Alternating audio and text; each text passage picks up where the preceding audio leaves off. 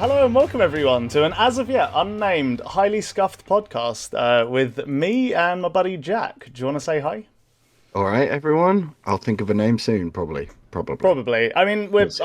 we've already gone over this. Like, I'm trash at naming things. I'm really bad at naming any sort of brands or anything like that. So I gave this deep responsibility to Jack, who has, as of yet, not come up with any names. So It's really good hard, job man. there. Yep. No, It's really it hard to actually do. it is really hard. I can't blame you. But anyway, so just quickly, like the impetus for starting this was essentially over the last couple of years, especially over like COVID, I have slacked pretty heavily on music, and I need an excuse to listen to more stuff. So that's basically what this is. I just shot Jack a message and was like, I know you're ridiculously busy with everything, but would you be interested in doing a music podcast? I know you have no time. And your response, more or less quoted, was like, yeah, you're correct. I have absolutely zero time for this. Let's do it. So that's the kind of energy I can respect. Regrets. Total regrets. But yeah, so for this first one, basically we went over whether we wanted to do an album of the year list to cover last year's records, or if we wanted to just go straight into new records of this year. But we both kind of came to the agreement that seems like a good idea to like go over the records from last year in our album of the year list, just because it's a good kind of like, I don't know, introduction to the differences in our tastes, and we can sort of have a chat about a bunch of records we just really liked. So yeah, I mean that's pretty much the kind of like baseline, I suppose. So should we just get straight stuck in with these honorary mentions then? Because Lord knows mean- there's quite a few. Yeah, we better get going. Yeah, Sure. exactly. We'll be here till fucking 5 p.m. or something. Otherwise, yeah, Jesus, sorry. Well, why don't you go first? Because you might take out some of the ones I got on my list, and then I won't. Oh, have to sure. talk Yeah, for okay, cool. 10 That sounds years. good. So, okay, yeah, cool. So I guess like the first one I'll mention, just because it's so easy and quick to talk about, that Chats record was pretty good. The Chats record was just called Get Fucked. It's just like a very straight up like garage punk record. Loads of loads of bangers, loads of good energy, solid production. Like it's nothing incredible, but definitely a solidly fun record. But yeah, It's great. Something's happening with like Australian punk at the moment that Oh, sort yeah? of like it's like sort of like crossing over a little bit into people that don't usually consume that kind of music. Sure. I think it's something about the attitude, sort of. Yeah, it adds a lot to the record. Like the fact that they're Australian, like all the slang they use is like from Australia essentially. It adds so much to the personality of the record. Like it really it works really really in its favor for sure. So yeah, it was just Yeah. like a really solid little punk record. What sort of other bands are there then? I mean, talking about like Amel and the Sniffers, a couple Oh, of I these didn't. other sort of like, ones I that are had really no making idea a they were push. Australian, to be honest. Oh, they're super Australian, man. I had no idea. Damn, fair enough. Okay. Oh yeah, I've heard a lot about Yeah. them recently. So okay, cool. Fair enough. I think, yeah, there's this sort of uniquely Australian humour, I think, that Yeah, comes for across sure. really well in this new sort of wave of Australian punk bands. It's, yeah, really cool. And they just added to it with their own sort of take on it. I really like that Yeah, record as yeah. well. good It's fun. so they're such a funny band as well because like I remember so back when I was at uni, my mate Sam from uni. I don't You know might if not I remember, maybe do. not. But either way, basically when I was back at uni, he's not like a massive music head or anything like that, but he's pretty ingrained in like internet culture, I guess you could say.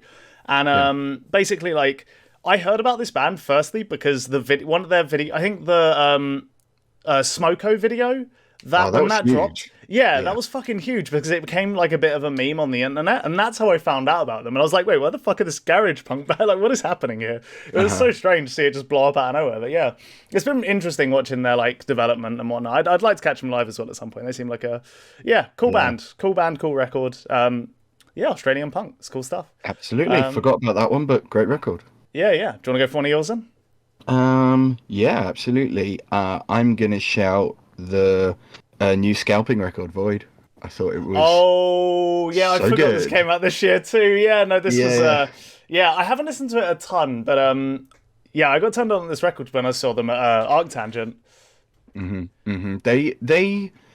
They sort of like, I don't know if you've ever caught them live or seen them live. They have a sort of manic sort of hyper energy that I think they managed to sort of curtail for the record a little bit. They sort of like caught a little snippet of how they feel live and then trimmed all the fat off completely. Sure, And yeah. I think I've there's space in my head for absolutely a record where they fully go into the expanded live sound with extended jams and everything. But yeah, this new record, it's got like guest rapper verses, it's got really contained like actual songs rather than just sort of elongated experiments. And I thought that was just really cool and really Sure. interesting way to kind of put themselves out there. Go, look, here's all the stuff that we do, and in little bits, sort of a variety mix of everything in one Yeah, record. It's yeah. really good. Really good Cool. record. Yeah, no, like I said, I've only listened to it once, so I can't chime in a ton. But their live set definitely was. I did really enjoy it. It was a banger of a live set, especially at a Yeah. place like Arctangent. It was really weird seeing like it was a surprisingly full tent. It was still like I don't know. I feel like they probably deserved a slightly bigger crowd personally. But like I think they were. I can't remember who they were clashing with. But They it were was someone. clashing with some metal band that all the metal people were going to see. Yeah, pretty much. Yeah, yeah, yeah, Absolutely. I remember it well. yeah, yeah. So it was I've like a caught them a half few filled times tent. now. Oh, what? You've They've caught the been, scalping a few times. yeah, before they even had their first single out, I saw them, and they were clearly something pretty special even then. So Sure. it's not surprising to me that they're becoming, on the indie circuit, pretty big names, supporting Yeah, some like yeah. higher people and getting Mm, on some of the record shops like album of the year list, like Resident and stuff like that. sure. They're definitely catching attention. I'm Oh no, excited to see what they do next. 100%. Yeah, 100%. It Mhm. definitely feels that way for sure. And I mean, like I'm honestly the fact I actually think they are a banger of a booking for next Dark Tangent. Because they've put them on the it's like the Wednesday, which is like the extra day of the festival, and they've put them as the headliner. I think that's Hell yeah! I'm such a gonna good have energy booking. for that. Let's Is go. that, yeah, exactly right. I It's won't gonna be tired sick. Like, yet. yeah, yeah, exactly. I won't be like, yeah, on my third day of like, fumes essentially. But Yeah. yeah, no, yeah. So I think that's a very smart booking.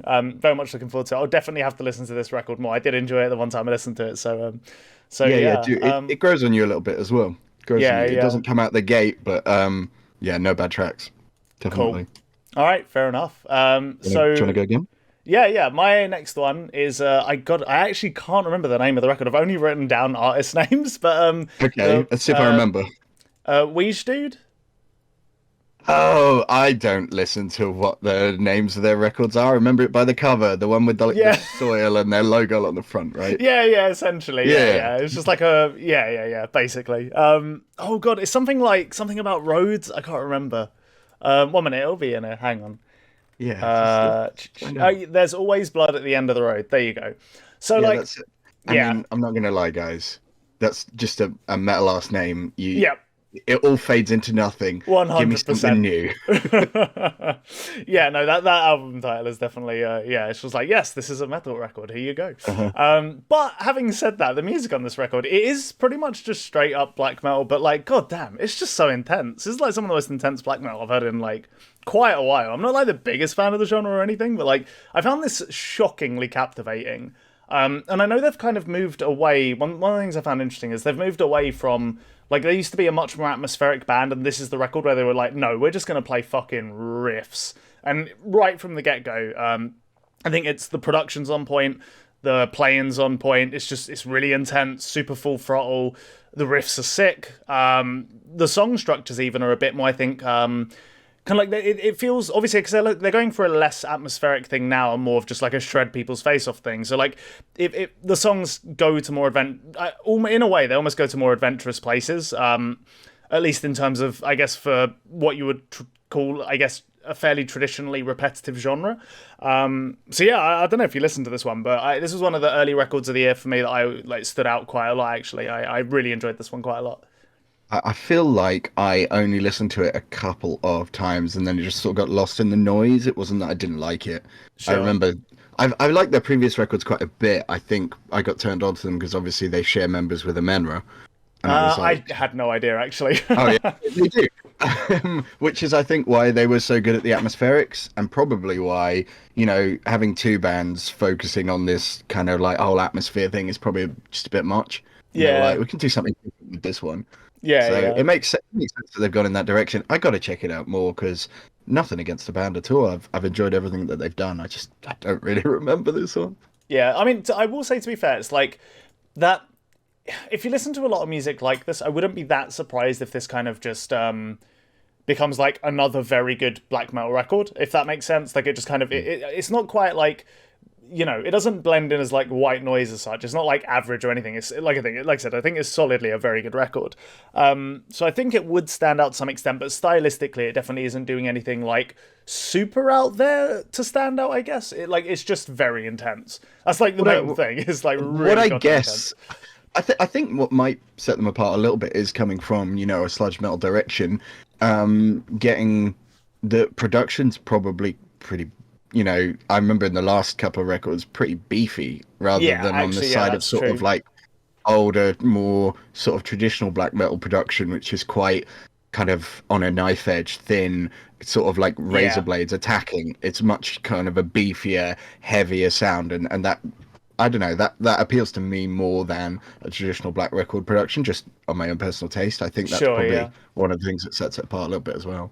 Yeah, no, that's a really really fair point actually. Yeah, you're not wrong. But yeah, no, just solid record. Recommend it. Go ahead for your next one. Okay. All right. Where do I go to? Let's try um one of the 64 King Gizzard albums that came out last year, but Yep. specifically I'm going for Omnium Gathering because I don't know, I felt like the way I put King Gizzard is if you hop off the treadmill, it's quite difficult to get yourself back on the treadmill Yeah. because they're just releasing so much and so many different things, and however far you want to take them as a band is where they'll meet you with, you know, Yeah. all of these live bootleg releases. They recently did a 12 LP bootleg live Jesus release, Christ. and I just Yeah. think, like, for me, with because I like to listen to so much different stuff, and that I've not really been a one band kind of guy ever. Even when I really liked someone, I Yeah. find myself going, "Oh, I've missed 4 albums," and then I can't catch up. This new one, specifically Omnium Gathering, I found to be like a microcosm of everything that makes King Gizzard good in Sure. sort of a selection box. So they just it. I will say it can be a bit of an exhausting listen because it jumps around genres so much and it's 70 minutes long. Mm. But I there aren't that many weak tracks, and it starts off out the gate with the Dripping Tap, which is like a 20-minute psychedelic banger of a song, and then cuts to they go through a couple of their Infect the Rat's Nest style kind of like shred metal tracks, which Hmm. are maybe the weakest on the record, but you see that side of them, which marries with they go straight into like old school hip hop vibes on there with the psych influence. Yep. It's great tracks. They're classics, kind of like psych pop tracks, which are some of the best ones I've heard from them in quite a while, honestly. Um, yeah, I'm probably missing like 5 other genres that they hit on the way, but I just found it really, really exciting to go through and hear them nail all of these different areas Yeah. and Yeah. feel like somehow they managed to put it into a semi-cohesive record. Sure. Yeah, It's it's definitely, this is one of the records from the year that I didn't really like. I basically just didn't get around to it. I think I might have listened to like half of it or something at one point during the year. Like, it's right. This one really went over me. But yeah, no, I'm a fan of the band. I definitely need to check this one out for sure. it almost feels like a best of new material. Sure.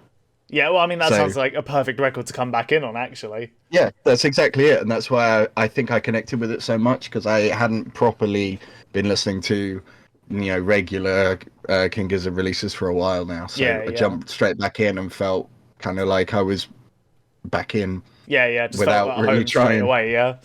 Yeah, great Yeah. record, and Cool. yeah, it's really cool. Yeah, I'll definitely have to give that one a listen. Oh God, I can't even remember the last King Gizzard record I listened to. It's definitely been a while. I think it was might be as far back as like when they were doing. Do you remember when they did like 4 records in the year and it was like the microtonal record. Oh man, you've literally got like It's 30 been a records to while. get No, I through. know. They are a ridiculous creative machine that just does not stop. So I know, yeah, I I'm know. not surprised. Yeah, it's been a while, like I said. But I think I listened to like the vast majority of the stuff they did before that point. I was like, the first record I listened to was the None of God Infinity one, and I won't lie, I've never connected with that record, and Really? I feel like there's something wrong with me because everyone's like pulls it out of the lineup. Like, if you listen to any of them, listen to this one. I don't know, Yeah. man. Maybe it's not for me, or maybe No, in the fair enough. future I'll be like, I was an idiot. It's, But I mean, it's very like it's very. I mean, it just does not stop, right? Like it's very full on, and having every track like go into every other track for the concept of the record to work means that like it's just like if the whole record is like one driving exhausting. forceful jam, you know, and it can be exhausting for sure. So Well, I can definitely get that. Yeah, I did him. I'm in your mind first for the first time this year, and that sure. record held up amazingly. So Yeah, no, it's maybe a it's very now strong time. record. Yeah, maybe it is time then, eh? All Cool. right, cool. All right. Your Yeah, turn. cool. All Go right, for it. yeah. This is where I put on my hipster hat, and I'm gonna say, oh yes, I quite enjoyed the Smile record from this year. I thought Oh, that one was, okay. yeah, that was it was a pretty good record, man. It's so funny because I remember seeing people chatting about this record, like, you know, when it sort of first came out, all the reviews popping up and whatnot. And I was like, oh, I've never heard of this band. That's so weird. And when I first listened to the record, I didn't even clock that it was the Radiohead, like Radiohead members essentially that were making it. Oh, Like it's just post Radiohead. how can you Radiohead. not get Tom Yeah, York's voice? He sounds no, like no one else on the planet. I know. But like I just didn't. I listened to it and I was like, oh yeah, that was a pretty cool record. Kind of reminded me of Radiohead. And then I checked, so I was like, oh my god, I'm a fucking idiot. But yeah, no, just front to back, really cool.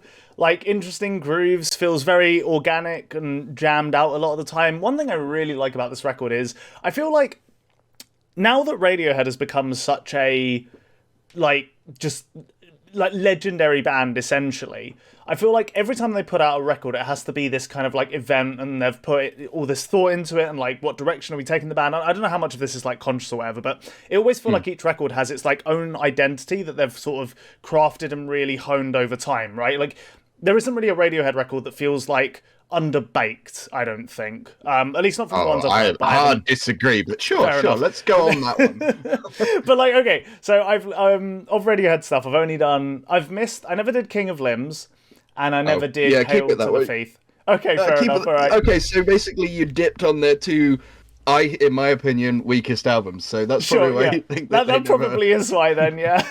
But Okay. one thing I really appreciate about the Smile record is Sorry, I'm not counting yeah, go Pablo Honey. Carry on. okay, sure, That yeah. that doesn't count. No, they were a very different band at that point, right? Uh-huh, uh-huh. But yeah, I feel like one of the things I actually really appreciate about the Smile record is it feels like they basically just went, okay, we're done with kind of having all these expectations, and we just want to strip it back to the absolute like bare basics. We just have like, you know, guitar, drums, bass, vocals, essentially with like a couple of electronic flourishes, maybe a few other instruments here and there, focusing on solid grooves, cool jams, and just keeping it like very almost like bare bones and like almost back to basics, you know. And I can really appreciate that vibe of the record. I think it actually works in its favor for sure. So yeah, I just really enjoyed this record. I think we were chatting about this in like messages, and you said that like your favorite parts were the parts that were where they did try and do something a bit more unique and weren't as didn't remind you so much as what Radiohead used to do. I think that's Which exactly it. yeah, Absolutely. Yeah. yeah, For yeah, me, it's the record is too long for the new ideas that they wanted to explore. That I felt like there were a couple of things where they had good ideas that would have fit better for Radiohead, but it seems to me that they're probably done with Radiohead yeah, as a thing, at least for quite a while. And I just thought they probably should have laid those ones down and really focused on a new direction for it, because rather than it feeling like a completely new band, it feels like a Radiohead sidestep in sure, places. Whereas it could have been something more exciting, but people seem to be really excited about this, yeah, and it came out of nowhere for me. I was working and we got these promo in from XL label itself, and which basically was like, here's a raffle for a 7-inch for the Smile that isn't going on public sale whatsoever. sure, It was I think it was You Will Never Work in Television Again in the Smoke 7-inch. And the only way you could get one was by winning the raffle that was only distributed to independent record stores, which is a really cool idea, don't get me wrong. yeah, But I I felt like I was like, this is the weirdest promotion I've seen. People were coming in like queuing outside, like two or three people queuing outside on the day of when we were releasing these like one per person raffle tickets just to make sure they got their hands on one. And I was like, oh damn, this is a big deal, isn't it? Yeah, yeah. I didn't quite get it till then. Now you can buy that 7-inch secondhand for like 400 quid now. So nice. Jesus. Wow. And two tracks that are on the record. Come on, people. And then yeah, when the record came out, it was like I didn't quite realize how much people wanted something more from Radiohead. I guess, or Radiohead adjacent, you know. Well, and I think was just gonna. Sorry, I was just gonna say, like, I guess, like, I mean, like, Radiohead were just such a big band. They have such a like dedicated, fan base. Like, I almost feel like it's inevitable, right? Like bands that kind of get big and still maintain that sort of cult like just energy around them. Although I guess Radiohead probably got like maybe a bit beyond that point where they like really do actually have quite broad appeal. But I definitely think the core of their fan base has that kind of like that sort of cult, like almost slightly cult like energy. So I guess I don't find that too surprising. I suppose. I don't know if you agree with that though. No, absolutely. Radiohead have my opinion of Radiohead is that they're a fantastic band, but a band that has managed to straddle the line between broad appeal and experimentality. That's probably not a word, Sure. but I'm calling it. You know what I mean? Yeah, Word and they've invented. We managed. did it, boys. They straddle that line so well and Yeah, for so sure. perfectly that they've managed to grab people from all sides of the equation to meet in that sort of middle point. Yeah. And people that aren't used to listening to things that are experimental or at least a little bit sort of genre bending or pushing find it amazing what they do without being put off by things that they don't quite get Yeah, or yeah. don't quite like.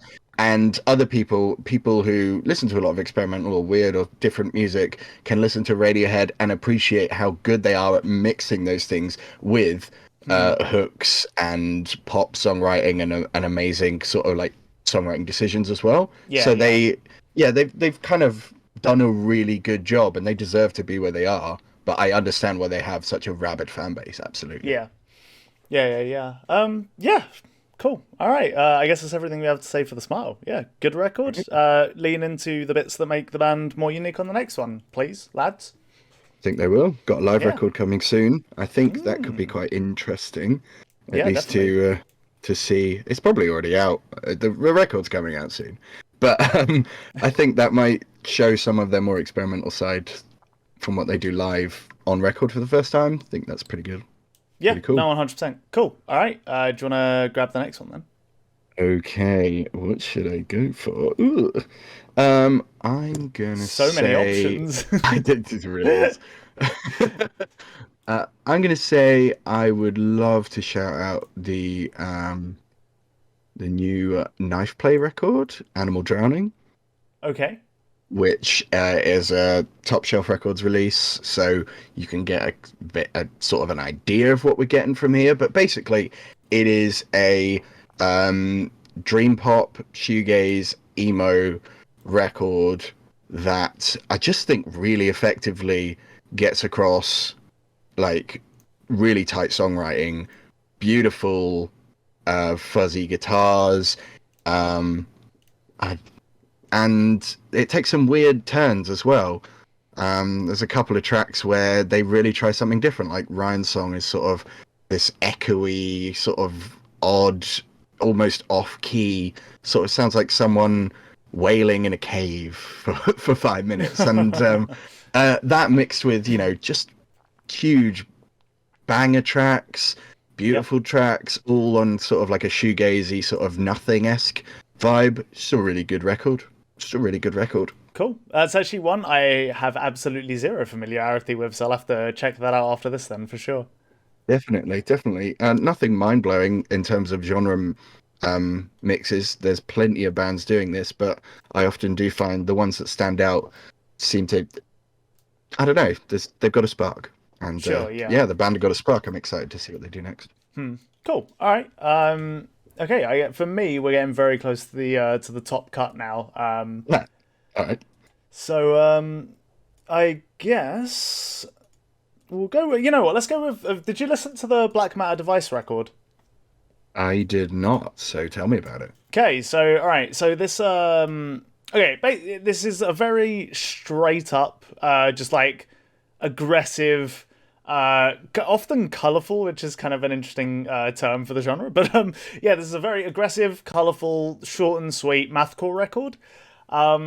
This is like it's one of those records that just it you know when you hear a heavy band and you really feel like they have a very good appreciation for all the different types of heavy music within their like hyper niche. This is one of those because you've got bits that remind you of like Dillinger.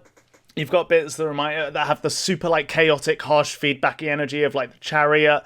You've got moments that are sort of more party vibey, like Every Time I Die. Yeah, it just kind of like runs the gamut in terms of sort of that niche kind of like mathcore, metalcore subgenre. It's super short and sweet. It's like 20 minutes long. It was one of the earlier records I heard in this year, but it's just a very like solid, reliable mathcore record essentially, and I found myself returning to it way more than I thought I would. I did listen to this. Whoops. Oh, you did? Yeah. No, I did. did. I don't think I sat with it too long. Yeah, fair. But I absolutely did listen to it, and I get what you mean. It felt like a really interesting sort of exploration of everything that the band clearly loves. Yeah, exactly. Yeah, maybe for me it could have done with a bit more of a unique take on that, but that's totally it's fun. Fair, yeah. It's fun to see someone just like run through all of these different influences to go, yeah, we could do that too. Yeah. It's I mean, I guess like another big one is like I find it interesting that this record is like 26 minutes long and it's like 14 tracks. Yeah. So they've almost got a little bit of that kind of like Locust energy of just blasting through these like minute long kind of like tracks that aren't just straight like grindcore or whatever, you know. So which I really appreciate. So yeah, I mean, not a ton to say about this one. It was just a super fun record. If you're into any of the bands I've mentioned or any of the kind of genres mentioned, then definitely check this one out. The one area actually I will slightly criticize it on. I felt like the production could have been a tiny bit punchier. It's a little bit I don't know. It just feels a little bit almost like slightly tinny, I guess, which is a bit surprising. I don't hate it or anything. I'm sure there will be some people that really like that aesthetic, but I'm kind of with you in that I generally prefer like slightly beefier production. So yeah, that'd be my like one criticism, I guess. But yeah, just like a really, really solid mathcore record. But yeah, go ahead. Fairly small release, right? So maybe yeah. Maybe it's just not something they had access to as production of, you know. Oh, it's entirely possible for sure. Yeah, and it's a tough thing to produce as well as like mathcore-esque things. There's so much that you need to get into a mathcore track, and so much dynamism and the difficulty pulling out different parts and instruments is probably very hard to produce. Oh no, 100%. I do not envy the job by any. Yeah, no, it's it's probably tough. I remember listening to it was Kurt Ballou who was chatting about producing one of the Nails records, and it was like he was explaining how a lot of it is actually pretty it's not particularly intuitive, and it's something that really has to be kind of learned and honed over a long time. I mean, to be fair, same with anything in music, really. But there's just a lot of factors to consider. You're 100% right for sure. Unless you're Rick Rubin. Well, In which case, you just stand there and tell everyone else what you want, and they do it for you. My man, legend for a reason. Yeah. Okay. What a guy. Go next? Yeah. Go what a dude. All right. I don't know where to take this now. Let's go with something you might have heard. Did you check the new Fontaine's DC record? Was that? Oh god, what's it called? Skinny Fia? Is it that one? It's called Skinty Fia. Oh, Skinty Fia. Okay. Yeah. Skinny Fia. Jesus name, Christ. Okay, this is a weird one. My reading comprehension will always fuck me. But yeah, go on. Sorry. So, I listened to it first. I think it was pre-release or something. So I hadn't really seen the reception for it yet or anything, and I hated it. I hated it so much. It was It just felt so miserable, so lolloping, so lethargic, and I was just not into it at all. I've liked Fontaine's up till now, liked, not loved, but I was just like, what is this? This is so trudgy. And then I listened to it again. And eventually it sort of caught me. And I think what this record does so well is this very unique atmosphere that I've not really heard from another post-punk band, not Fontaine's DC. It it kind of feels sort of chilly and but at the same time like all encompassing, and Sure. I just think they do a really really good job of just now. I didn't think that when it came out, but now just as the energy starts to dip with some sort of slower tracks, they pull a sort of upbeat section or a funky sort of bass line in there that really just injects it with a bit more pace and energy and keeps you interested to the end. Hmm. I don't really know why I love it so much, but I think it's a really, really good record. Easily their best for me.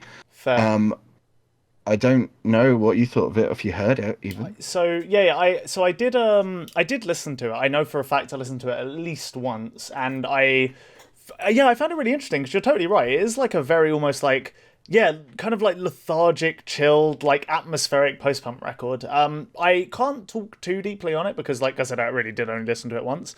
But I remember enjoying it for sure. Like, I'm being quite surprised by how much I enjoyed it. But I mean, honest to God, the way you're describing it it kind of reminds me of how I felt about Thin Black Duke by Oxbow. Mm, I think like mm. yeah, that record is just one of those records that like, yeah, it just has such a unique, can't quite put my finger on it, like atmosphere and energy, and I almost can't even really describe why I like it so much. But yeah, it's just a record that's always sort of stuck with me, and it kind of sounds like for you this is a little bit like that. Yeah, definitely. And Yeah. I think it's got something that I rarely hear in a post-punk record, and I just think that's probably why they're huge. Yeah, fair. They, they deserve it.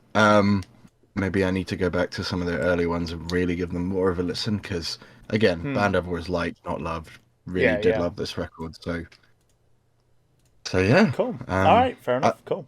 oh, I would say is it would be cool to see them really try something very different soon, Yeah. because 3 records in, and I mean they are pretty similar. The first one's maybe a little more um of a punk record, a Yeah. little more rowdy, but the last two definitely have been quite similar, and I'd quite like to see them really just change things up massively, Cool. but All right. we'll see.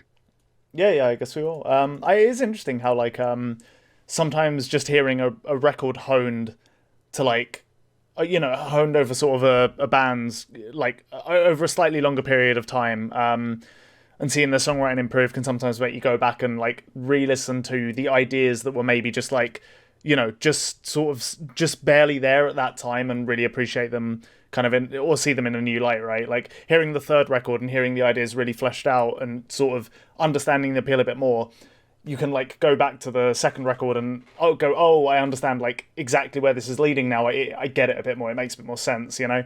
Yeah, absolutely, Yeah. absolutely. But yeah, I will definitely listen to this record more because, like I said, I do remember enjoying it from the one time I did hear it. So yeah, and I Cool. got to say, I've never really been a Fontaines DC fan, to be honest. Like oh fuck, I think I've only heard the first record though, when they're the one that is probably a bit more different, really. I just thought it was sort of Mm-hmm. okay. It wasn't really massively my vibe, but yeah.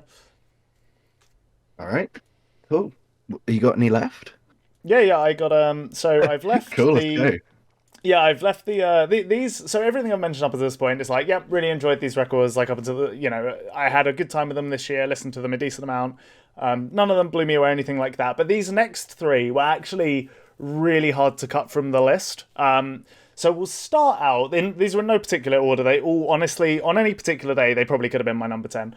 But we'll start out with fuck. Okay, let's go with Conjurer. Let's go with Conjurer Pathos, Okay, which I okay. know you've heard for Yeah, sure. yeah. I thought we weren't going to talk about this, so Oh, weren't I'm we? excited to. Well, it's Oh, not on okay. mine.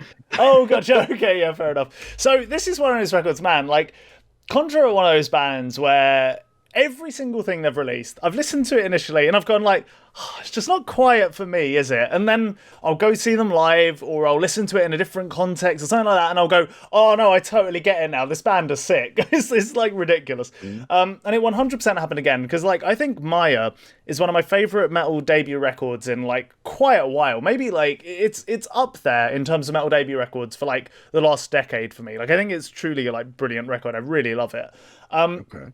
And it took a while to get to that point for me personally.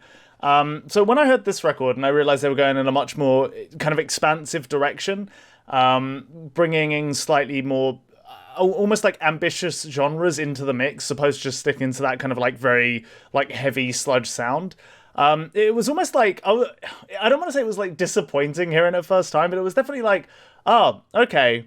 Kind of wish I got another record of just bangers, to be honest. But after listening to it more and hearing kind of like, yeah, all the different ideas, all the different like little quirks this record has that separates it out from what they've done before, I think it really does add quite a lot to the mix. And honest to God, like, it's another one of those where the huge like ridiculous sludge metal riffs are definitely still there.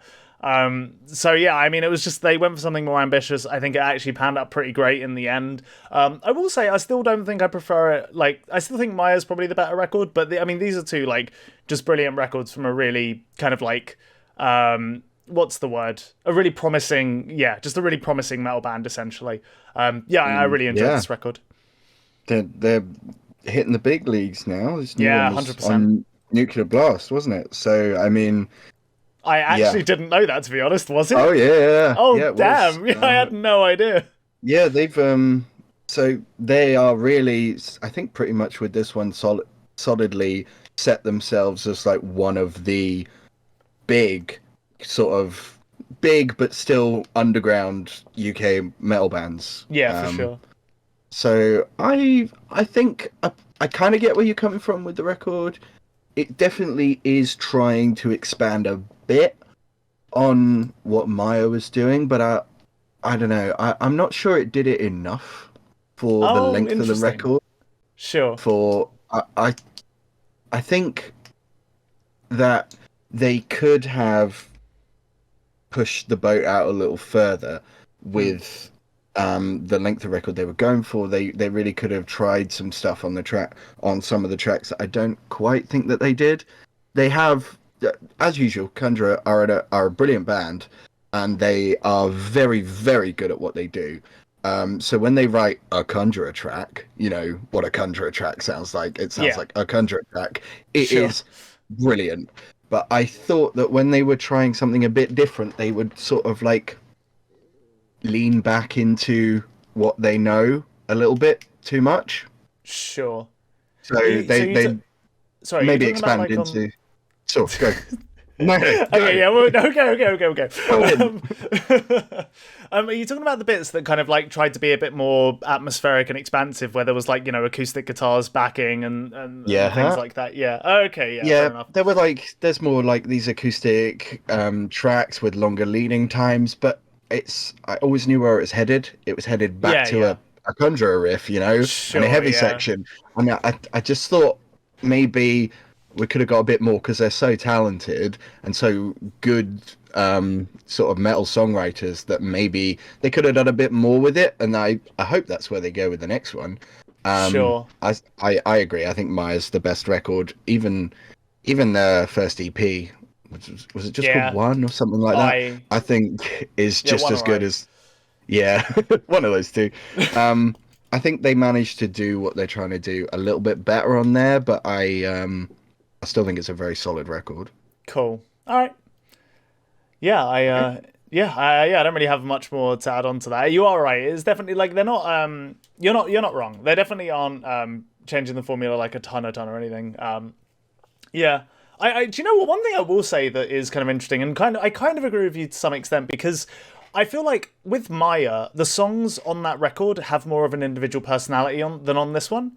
Like, because everything's trying to be a bit longer, a bit more ambitious, even though they do kind of always, because they always pull it back to that same Conjurer place, it does mean that all of them have like a very similar kind of like flow and structure for the most part. There's a couple like experiments like Suffer Alone, where it's like, you know, a 2-minute 30 just like ridiculous pace track. So there's a couple like that, but I definitely see what you're saying. Because all of the like 6 to 7 minute cuts kind of like have that sort of slow atmospheric intro, go into like a huge riff, build off that riff and jam on it in some way, bring the dynamics down again. They all have these same kind of like tricks. And I do feel like Maya as a result has just each track of Maya has a bit more of a personality to it. I don't entirely know why that is, actually, to be honest, thinking about it. But Yeah, just like I really like if you point to a song on Maya, I can be like, oh yeah, I remember that one because of this particular section or whatever. I don't really feel like I have that for Pathos as much. It's just sort of a general vibe that I can recall in my head. Yeah, absolutely. That's kind of what I was getting at, I think. So yeah. Sure. Yeah, fair. Okay, cool. Still though, very good record, very promising band. Very curious to see where they go next. But yeah, go ahead. All right. I will say if we're on a sort of a metal thing, I really enjoyed the newest Candy record. Heaven is Ah, Here. yep. I just thought, yeah, they both Candy records now have been balls to the wall, just absolutely intense and disgusting records where I don't know, I don't think I've ever really heard a band so just pissed off with the state of the world in a Yep. in a way, and translated that into something that almost kind of the physical manifestation of disgust as a record. Um, Oh man. this one being way more sort of industrial than I think the last one. The last one was sort of heavy hardcore bangers, just straight to back, really short songs, just like crushing. This one, a lot more noise, a lot more just walls of sound hitting you with the same amount of pissed off energy coming through, Sure. all the Yeah. way up to the last track. The last track, unfortunately, lets the side down, I think, a little bit. Is the last track is literally just a 10-minute sort of noise exploration, Ah, interesting. Okay. which and I still I think they do a good job on it. It just feels like a bit of a pace killer after an album that is barely breaks 20 minutes anyway, to have Sure. about half of it be an extended kind of noise jam, kind of takes the wind out your sails a little bit. Gee, yeah. Wow, But that is a bold choice. Damn. yeah, and not only is it a bold choice, but I think it's been done Sure. Yeah. before. Yeah, I mean, it You definitely. It's hear almost like a. I don't know if I'd go as far as say it's a cliche, but having like a heavy record where the last song is like, you know, maybe 3 times the length of an average track, and it be in this really. I guess if it's just like a straight up every almost noise Nails track, record, yeah, exactly right. Yeah, every it's Full like of Hell record. yeah, exactly. It's Yeah. almost the cliche at this point, really, to some extent, even if there's not Yeah, always like a full on noise track, you know. But yeah, yeah, but that's the only downside. I think you can listen to it with that as a sort of a sort of in your own canon bonus track, and it sure, works amazingly.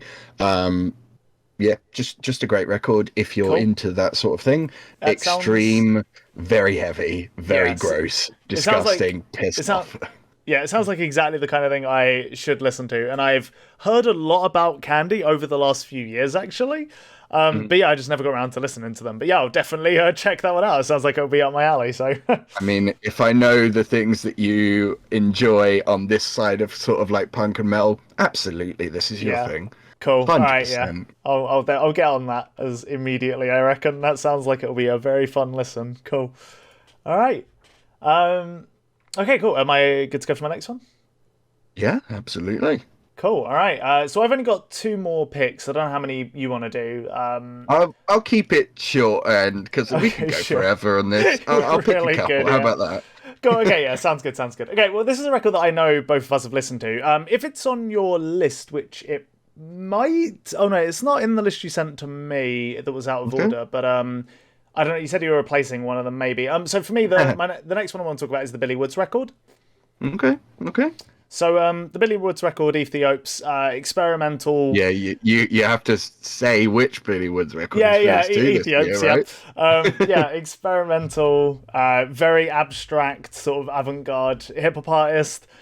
This is actually my first Billy Woods record that I've listened to. I've been very aware of him and his reputation for a while. I know he's kind of like a bit of an Mad. underground hip hop darling. Actual but mad. I know, yeah. But this is the first one I've listened to, and yeah, it really did grab me. Like, it's got such a unique personality to it. It's Jesus, so incredibly dense. Like, I feel like every single point on this record, there's something interesting being said, and I'm just not quite like, because I'm still absorbing the last five interesting things he said. That it kind of it becomes like so much, and I feel like you really, if you wanted to, you could really take the time and piece this record apart. But just I mean, honestly, just as a listening experience, like it's all of the instrumentals are quite sparse across this record. Like you could almost say, I think some people would like describe it as drumless.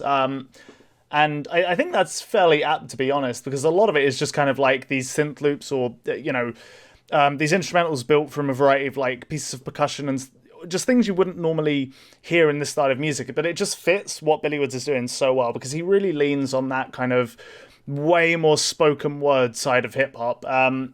This just feels like, it almost feels like a record that I would say is too dense to really talk about a ton, but I just can say that I really, really enjoyed it. It was one of the big standout hip hop releases for me this year because I feel like a lot of the hip hop I listened to was very like almost like expected for the genre, I guess. And this was the one very, very standout, like solidly experimental hip hop record that I listened to this year. So yeah, I would just I'd highly recommend it. I don't have like a ton to say about it because, like I said, I just feel like there's so much to digest here. But yeah, if you're into your kind of like your Earl sweatshirts, your mics, bus driver, like all these kind of guys, then I'd definitely say if you haven't listened to any Billy Wood stuff, you're probably sleeping on him like I very much was up until this point. I know you're a fan of the record as well, so I'm sure you've got things to say about it. I thought the record was great.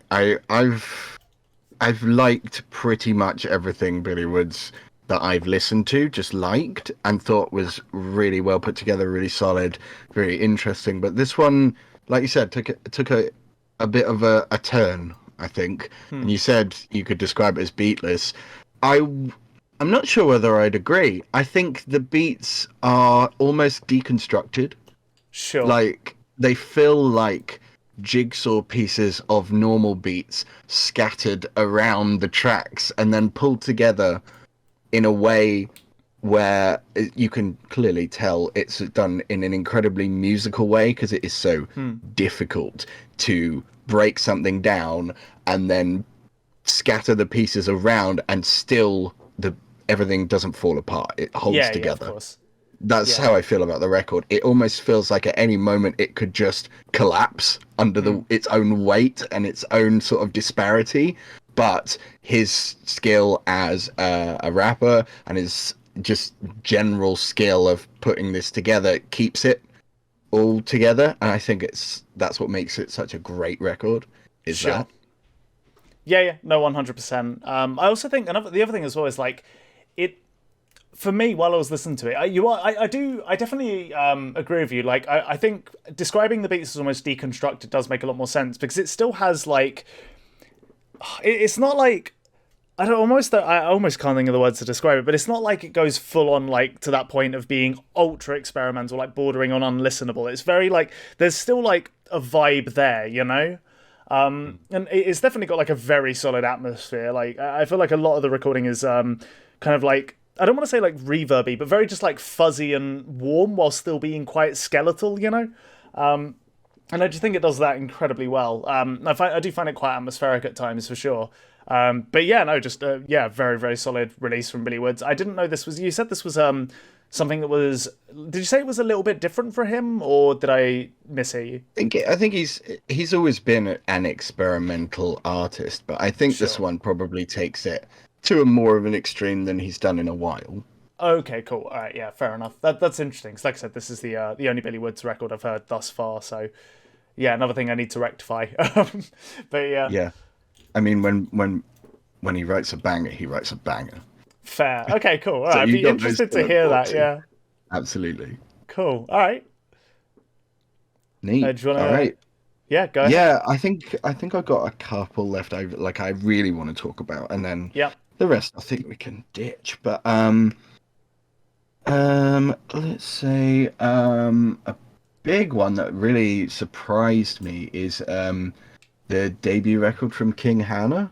I'm not sorry, it's just being me. Which I don't know if you've heard. I have not have done. No, I was going to say it might be a little out of your sort of like wheelhouse a bit, but how to explain this record. It's an odd one. It's sort of a it's quite a long atmospheric record again, but in a completely different way that you talk about Billy Wood's record. It is Sure. it's sort of indie blues and slow jams together, um, extended out into a very groovy, very sparse record. It's amazing to me that it's their first record. It Sure. feels so developed as a whole. There are some great tracks that work amazingly as singles in there, like All Being Fine. There are long, sort of extended jams that build to places, um, all under a very sort of, I think, underutilized genre to mix with a more popular one. I Hmm. don't think blues, especially talking about, not blues rock and the way that that direction of blues was taken. I'm talking about very much early blues, Delta blues into, you know, the later blues that would go on to inspire the early rock bands. Sure. That sort of vibe is not really used very much anymore. It's almost like a legacy genre for new artists. And I just think it's exciting to hear someone using that and doing something new and interesting with that and writing really great songs. Cool. All right. So, That sounds very interesting for sure. What was it yeah, called again? King Hannah, did you it's say? yeah, they're a duo from Liverpool called King Hannah, and the Okay, cool. album is I'm Not Sorry I Was Just Being Me. I think it's getting a deluxe edition with some extra tracks soon, but I Okay, don't know if that's out yet. But sure. yeah, the standard record is great. Just a great listen. Cool. All right. That sounds super interesting. I definitely, yeah, it sounds, yeah, definitely sounds like a unique listen for sure. So, and yeah, like you said, very outside my wheelhouse for sure. So, Hmm. I'll have to, yeah, I'll have to get on that. That sounds like a vibe for sure. Cool. All right, you got Cool. one more? Yeah, I got one more. It's almost depressing this didn't make the cut because I like it's just this is probably the most fun record. This might be the most fun record I listened to all year. There's like one that I would say I had more fun with. Did you listen to the new Black Dresses record? Yeah, of course. Yeah. Oh my god. Oh my god. What a goddamn banger of a record. I feel like this is I so I hadn't. Oh, actually, sorry, no, that's not quite true. I had listened to Black Dresses before this point, never really connected with them. I think the only record I tried before this point, I think it's their debut, Peaceful as Hell. I couldn't tell you if that's their debut or not. That was when Oh, I okay, became aware of them. sure, But sure, okay. I didn't love that record either. This new one got me as well. Oh, cool. All right, we're basically in the same camp then. Interesting. Yeah. Uh-huh. God damn, this record just goes so unbelievably fucking hard. It's like this hyper modern take on extremely aggressive, like ultra contorted, very electronic, very industrial pop music. Essentially, like if you're into anything in the realm of kind of like hyperpop or the kind of like wave of PC music that sort of started around like I don't know, at this point it's got to be like 7 years ago, something like that, maybe a bit earlier even. If you're into any of that kind of stuff, this record is just like absolutely like all killer, no filler, 20-minute long release. Every song is like basically around 2 minutes, and it just goes so goddamn hard. I don't know what to say. Like the beats are so industrialized and heavy and contorted. Like the fact that they go for some of like really aggressive vocals of like screams, shouts, like screeches almost, with some singing, like loads of auto tune in there as well at times. Yeah, it's just such a like it's just an explosion of everything that makes this type of music work, in my opinion. It's, like I said, one of the most fun records for me this year, but I think you have to have a bit of an ear for like harsher sounds. So I don't think I don't know if I'd say most people wouldn't describe it that way, but I don't know if most people would get that from it necessarily. But yeah, A little goddamn, just rough. It's yeah, definitely a little rough. It's born from an understanding of harsh music yeah, one and hundred trying percent.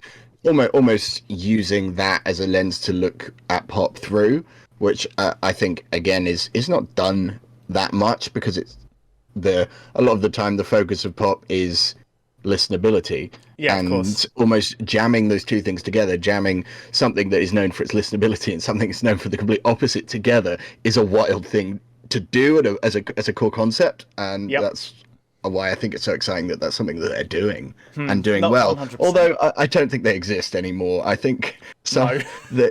they're not a band. I don't know why they keep releasing material because they Yeah, haven't it's been a so band weird. since 2020. But hey, I'm not I, complaining. yeah, exactly. If they keep, if they make more records like this, I'm all for it. We're band or no band, honestly. Like, just Yeah, goddamn, some of the absolutely. moments on this record are like some of the heaviest moments I've heard all year. Like, I think it's on Earthworm. Like the way that the industrial beat kicks in with those like screeching, just like almost feedbacky synth sounds is just like ridiculous. I haven't, yeah, I haven't heard much stuff that exists in this realm that goes this goddamn hard. And yeah, I just absolutely love it. It's genuinely slightly tragic. This couldn't make it on the top 10, but yeah, I think There is a that's my last one. what one of the members has a side project. Well, it's not a side project, it's a project now with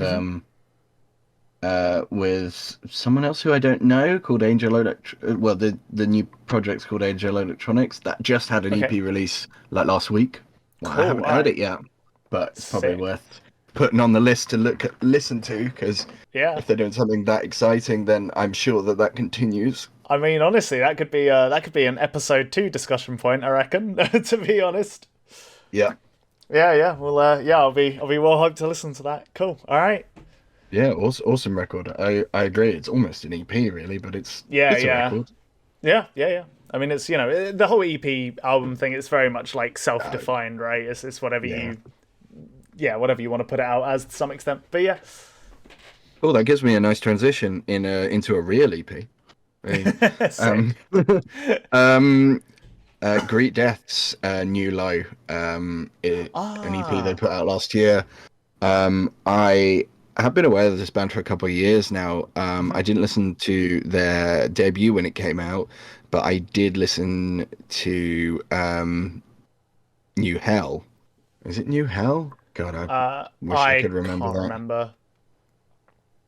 Let's find out. Yeah, it is New Hell, and then Cool. this one's New Low, which I can't believe I didn't quite realize until now is a joke. Okay, whatever. Um, Duh. So, this is like 5 songs that they had already individually released, but I didn't really catch up with them at the time. They sort of did like a song cycle where they released them one by one every couple of weeks, and then just collated them into what is essentially an EP. Yep. But what a great EP! I think they're one of the most exciting bands in emo and sort of, I guess, shoegaze at the same time around at the moment and has been for a while. Their dual vocalists are one of them is a very much like a what you'd expect from a emo shoegaze band, very dreamy sounding, very sort of expansive vocals. The other one, wild, not like anyone I've ever heard. Very nasally, very sort of sharp, and just the dynamic between both of those works amazingly, as well as what they do, which is kick it up to 10 in terms of the distortion and the fuzziness. I haven't heard a band do it this good for a long time, and this EP is really really good. A lot more of the lower key songs on here. The lyrics are just, oh my god, so depressing. But they make it work. The way that they write songs, the thing about writing lyrics in an emo kind of or that sort of style is that they can become cliche very quickly, Yeah, for sure. and cliche can become cringe very quickly. Yep. And there's a way that they write about experiences that does not feel like they are self-wallowing. It feels truly like they are doing their absolute best to get real experiences out into their songs, and it just Sure. comes across so genuine. I can't cringe. Whereas if someone might have written this in a different song or a different way, absolutely, I'd be dying of cringe on the floor. I just Sure. think they're a very, very, very well put together band who know exactly what they're doing, and every song on this one is great. Absolutely. Fair. Cool. I hadn't listened to the CP. I'm very aware of the band, and yeah, I have to agree. They do what they do. I feel like the word I would use to describe them almost is like everything they do very tastefully. You know, like it just yeah, it just all feels like you said comes from a place It's that's very genuine. genuine. It's really Yeah, genuine. 100%. Yeah. No, I am a fan of the debut record. There was a period in time where I got quite into it. So yeah, definitely a great record. I highly recommend people check that out. I'll have to give the CP a listen. I didn't know they'd released another one, to be honest. When did it come out actually? Sort of the middle of last year. I think the tracks have been out for a while though. Sure. All right. Fair enough. Cool. Okay. Cool. I guess. Oh, I mean, is there anything else you want to give a quick shout out? Because I guess we're good. I mean, probably, but I can't cover them all, can I? All right. Cool. Let's do a bit of a quick fire thing. Sure. The best record is probably their best one. Yep. Wonderful band. Lovely people, and I don't know, something about the energy that they have just feels refreshing almost. They are extremely New Zealandish, and I love when a band from somewhere just almost kind of celebrates the quirks of being from somewhere in such an obvious way, and the way that they write lyrics and construct a song, I just think is no one's really doing it like them in that sort of garage indie. I think it's brilliant. Great record. Some wonderful songs on there. No, that was one of the ones I checked out a decent amount from the list you sent me. Because this was initially on your list. It was. I had to cut it out because I just think towards the end it loses a little bit of steam, but I do think it's great. It's a great record. Yeah, no, I had a good time. It's a very lovely. Yeah, just kind of like indie pop record. Yeah, I really enjoyed this one for sure. I enjoyed it more than I was expecting to as well. Because I got to say, when I first threw it on, I was like, "Oh man, don't think it's going to be my thing." And then by halfway through the record, I was just like vibing in the car. So yeah, no, it's a really sweet little indie pop record. Big fan. Good record. Yeah, really cool. What do I talk about next? There's a new Honey Harper record. Honey Harper in the Infinite Sky. Another just wonderful record from them. They, I don't know, they've got this sort of country edge to, and pure country, sort of pure love for country as an art form that comes across wonderfully in the way that they write. Yeah, it almost feels a little bit like, the Orville Peck record, which I may talk about later, that it seems almost like someone doing country cosplay. Sure. But someone doing country cosplay from a place of genuine love of an embodiment of an ideal rather than a copy. Sure. If that makes sense. Yeah, no, 100%, someone who, yeah. And this record is just really good and surprisingly catchy. You will find yourself just humming those tracks forever and ever. They will not leave your head. Cool. So yeah, great record. And last one, which I probably feel like it's very important to talk about because what a record, even though it's not on my list, is the Danger Mouse and Black Thought record. Yeah, actually, 100%. I'm with you on this one. Cool. Yeah, I just feel like we need to talk about it because damn, what a record! It's just like when I listen to it, I was like, "Fuck me!" These are just two absolute masters, just showing people what mastery can look like. You know, when you've just honed it for that many years, you just know exactly what to do. Like, it's such a cohesive record. It's so, like, lyrically and rhythmically dense. Like, Black Thought is just, like, he's just one of the best MCs around. Like, period. So good. He's ridiculous. Like, it's actually insane. All three of those streams of thought, like, little EP records. Yeah. No, they're all fantastic. And yeah, I mean, like, Danger Mouse just comes through with the lo-fi, consistent, atmospheric, like sick hip hop beats. Yeah, I don't know. Yeah, this is a very, very solid hip hop record for sure. Yeah, the record you can throw it on in pretty much every situation, and people are gonna agree. Like, damn. Yeah, I think a lot of these hip hop records that we talk about, you know, they've got their audience and they're great records, but this one, it speaks a universal language. Yeah. for sure. I think And 100%. if I remember rightly, this has been a long time in the making. This one, like I they didn't know started that this. actually. I think they started this collaboration maybe like 10 years ago. It might have even been more than that, and they just haven't Yeah, had time to put it all together. So for it to have been that long, it certainly feels like it's been brewing for that long because yeah. it's complex and it's It just great. Yeah. Well, one of the things I really appreciate about this record as well is like it's one of those records that really like it. You can tell it has such an appreciation for kind of like hip hop's roots with all of like the soul samples and kind of like all of the bebop beats and that kind of stuff. Like just the way that its approach to jazz rap feels kind of like old school, but the whole thing still feels like a modern take on that sound. Yeah. In a way that really I think only two masters of their craft can do. Do you know Yeah, what I mean? Yeah. absolutely. Sometimes it can feel if you are going down that route of collating samples from soul, from older records, it can feel a little bit like mimicry. Yeah. And what I will say is someone who I think fell a little bit foul of that is Kenny Beats with his record that I Oh, think, Louis. yeah, I felt like that was him trying to do the same thing, but not quite having um, the skill to back it up in this specific area of production. Sure. Yeah, And yeah. comparing the two records, I think is almost a bit like night and day. Yeah.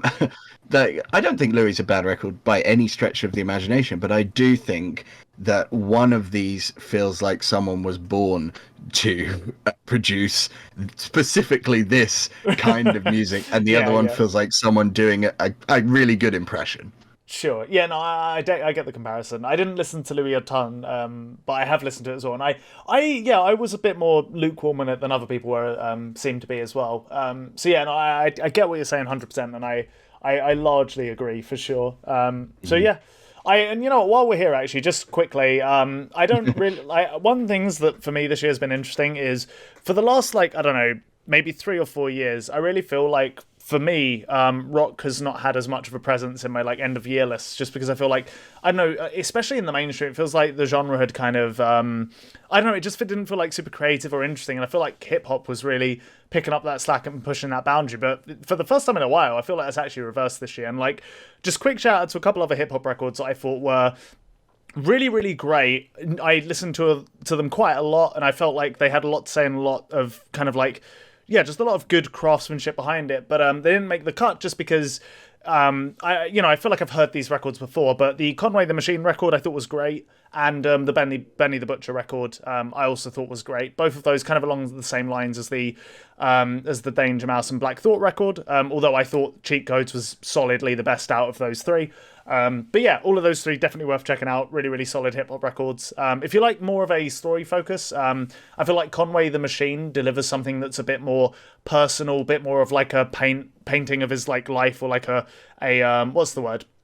Like almost like a personal capture of him, if that makes sense. Yeah, more personality driven, I guess. Benny the Butcher's led in that direction a bit more as well. And Cheat Codes is just like just two masters of their craft, killing it. So yeah. But yeah, did you listen to either of those two? I listened to the Benny Butcher. I hadn't heard the Conway the Machine. I think I only listened to it maybe once or twice. I thought it was Sure. a really, really good record. That's Yeah. that's about all I got to say about it, I'm Yeah, afraid. cool, fair You enough. seem to be like the one who knows more about these two, so I'll leave it to you. Yeah, fair. No, that's totally fair. Yeah, the Conway Machine record is just a bit more personal, bit more kind of like talking about lessons from his life, the things he's learned, the experiences he's had, and it works really well. It's just like one of those records that feels like a bit of a journey front to back. Production's fucking solid. He's a great rapper. He's got loads of personality. Yeah, so two solid records. Hit that and the Benny the Butcher one. Just didn't quite make the cut because it felt very much like, okay, these are hip hop records. I've heard people do this style like in a very similar way before. These are good takes on it, but just didn't quite make the cut. But before we go to the actual top 10, just one thing. Ooh, one thing. I just want to shout out the winner of the worst and also big record award that I'm now making up on the spot. Did you listen to the Muse record? Yeah, I did because I work in a music shop. I had to listen to that record. Oh god, I feel so sorry for you. I listened to it by choice from, a point of irony. I mean, that's on you, my guy. Yeah. Like, you know, Yes, you are completely correct, but I don't regret it. This is a fucking funny record, man. I regret it. What a fucking shit record.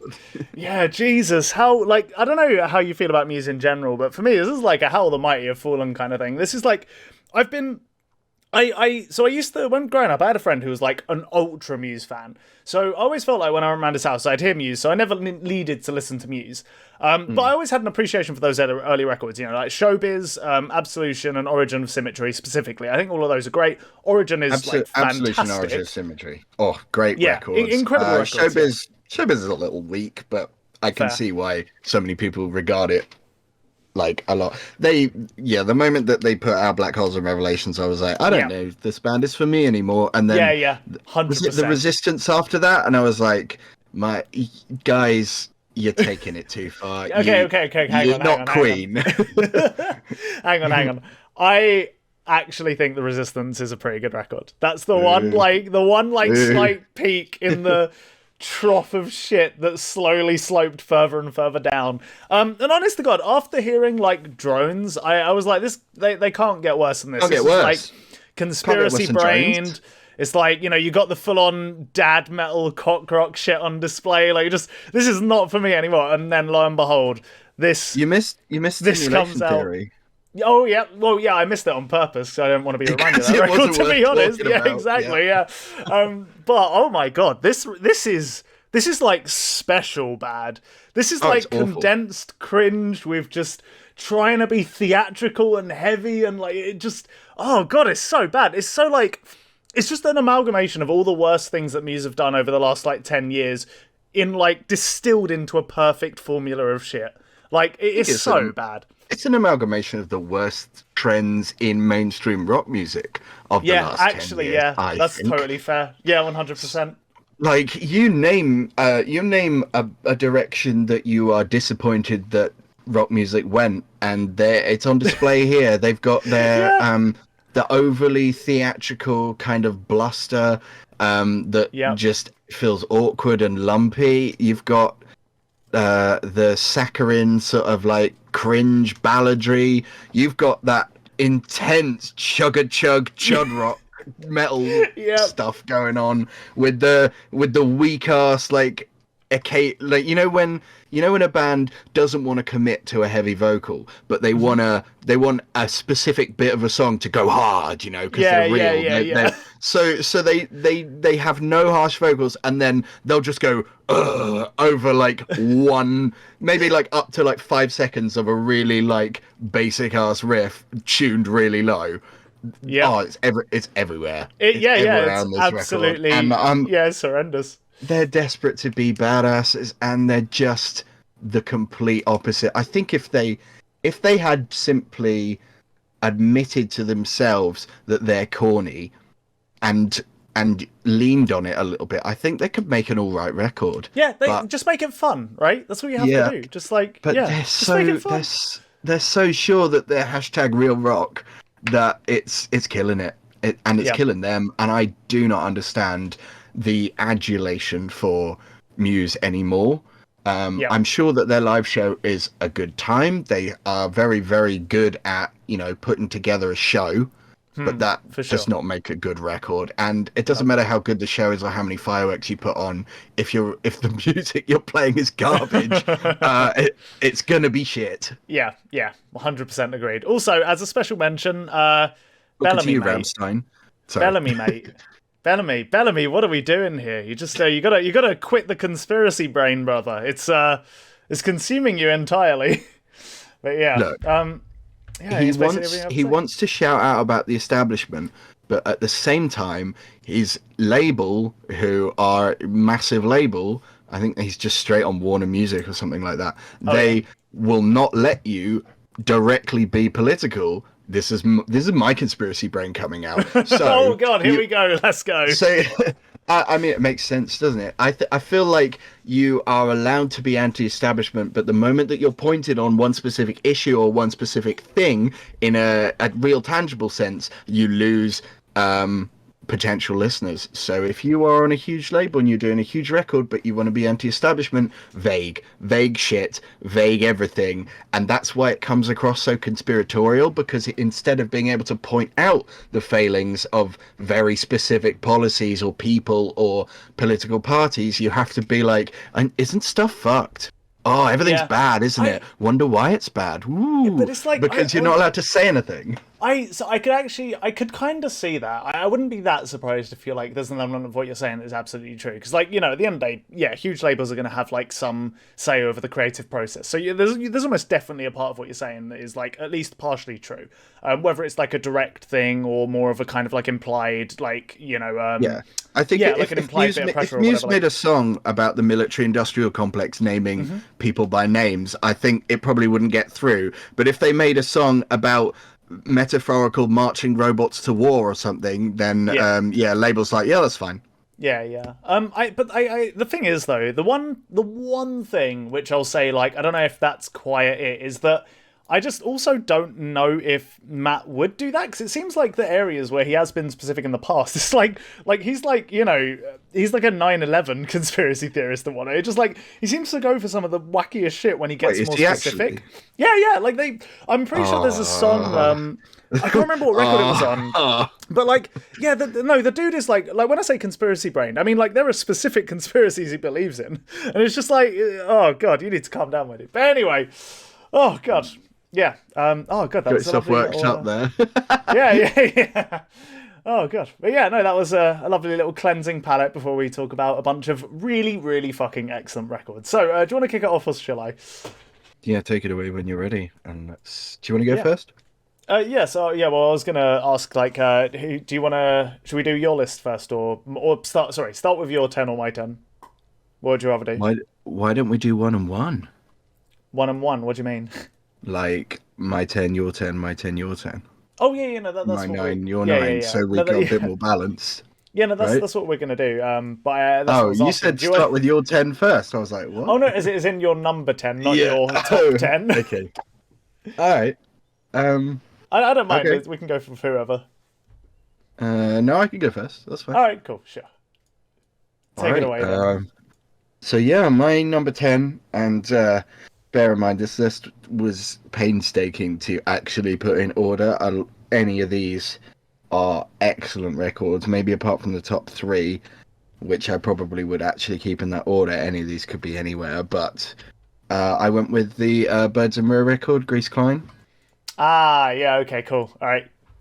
Yeah, it's just an amazing post-hardcore record, really. I've always been impressed with Birds and Row generally as a band. I've always thought that they had something that set them apart from 1,000 other bands that sounded very similar. They're extremely passionate, clearly care an awful lot about what they're doing and how they're doing it. But this is the first record where I thought they elevated it more than just being a great band into being one of the best bands of their genre. I don't know. It just feels so much more intricate and passionate than I've heard them be before. Yeah, no, I agree for sure. I remember when you first recommended this record to me, I gave it a listen and I was like, yeah, I'm not the biggest Birds and Row fan. I'll give it a shot, because I never really massively connected with any of their previous records, although I could tell they were like, I mean, I know they're very, very respected in the genre, and I could tell even on the older records, like, yeah, okay, there's definitely something here. But like when I first listened to this, I was like, oh, this seems like more Birds and Row. But as I've listened to it more and more, it's actually like, there is so much passion and energy behind this record. You can tell they'll have such an appreciation for like intricate songwriting, which I feel like is very important in this genre, because it's very rare in this genre that you hear a song that's just like structured in the way that almost any other genre would be, really. Like it's more just like a flow of emotion. And it goes through these ebbs and flows and dynamicism and all that kind of stuff, right? Some of these tracks take hard left turns. In the middle of it. And it feels natural. They write it so that it feels natural. And I think that's just such a difficult thing to pull off. It really is, 100%. Yeah, really exciting thing to listen to as well. Yeah, no, it does a fantastic job of always kind of like, yeah, just this. It's almost like with this genre, I always feel like the music is almost like a backdrop and a roller coaster that the lyrics and the emotion of the lyrics kind of like ride on, if that makes sense. Yeah. It very much feels like, yeah, the passion and emotion is put forefront, and then everything else is just trying to enhance that in whatever way it can, which is why you get such like bizarre song structures that just, it's more about feeling like this continuous flow of forward momentum rather than anything else, with a ton of like dynamicism and yeah, just all that good stuff. And I mean, yeah, this record's just, it's pretty peak for the genre. It's like, it's very, very goddamn solid for sure. I ended up Yeah. really connected with this one over time. Yeah, really enjoyed this one. I remember I've heard some pre-release tracks before the album was out, and I heard Noah, and I was like, "This is gonna be an incredible record." Yeah. And yeah, absolutely, it's still one of the best tracks on the record. I just think that encompasses everything that's great about this record. Is just yeah, the passion, the songwriting, and the drumming's pretty all right as well. Yep. Yeah, DB's pretty alright. I think that's one fair way of describing it. Yeah, a fantastic band, and they seem like really, really cool people as well. So, Cool. yeah, that's my Yeah, 10. cool. Birds and Mirrors is your number 10. All right, I my number 10, I actually get the impression we're going to be chatting about this one a bit later. So just let me know if it's on your list and we'll skip it for now. But my number 10 is Chat Pile God's Country. Yeah, that might be on my record, Might on be up my there top 10 somewhere. somewhere. Yeah, possibly a little further on.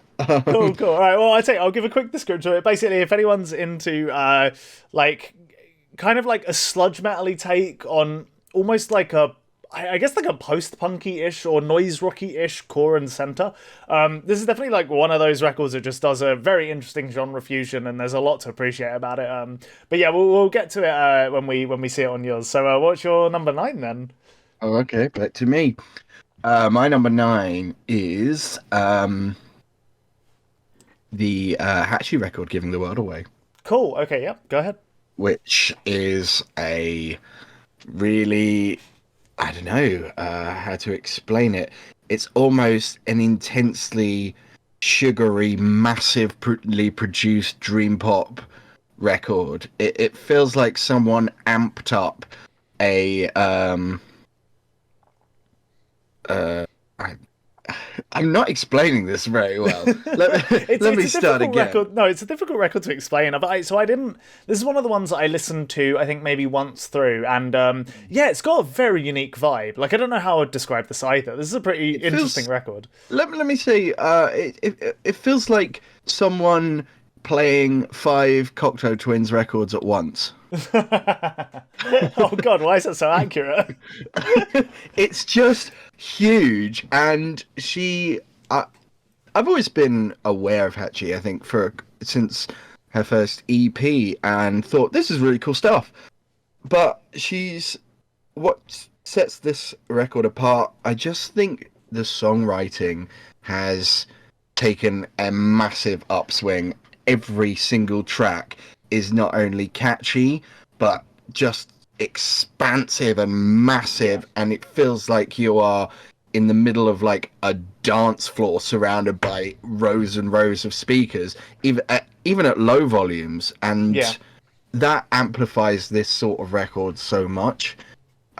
She's got a great voice, I think perfect for this type of thing. But yeah, there's not a track that I would skip across the entire record. Fair. And some of the ones like the river and the it's the rhythm, sorry, not the river. And the key are just huge. Some of them more sort of like chilled out tracks, like "Giving the World Away," I just think are a wonderful break from that wall of sound. Mm-hmm. And there's almost sort of like a 90s pop influence on some of the tracks, like "Don't Leave Me in the Rain Until We Run Out of Air," that Ah, remind me a little bit of, say, even a little bit of like Alanis Morissette, maybe, sure.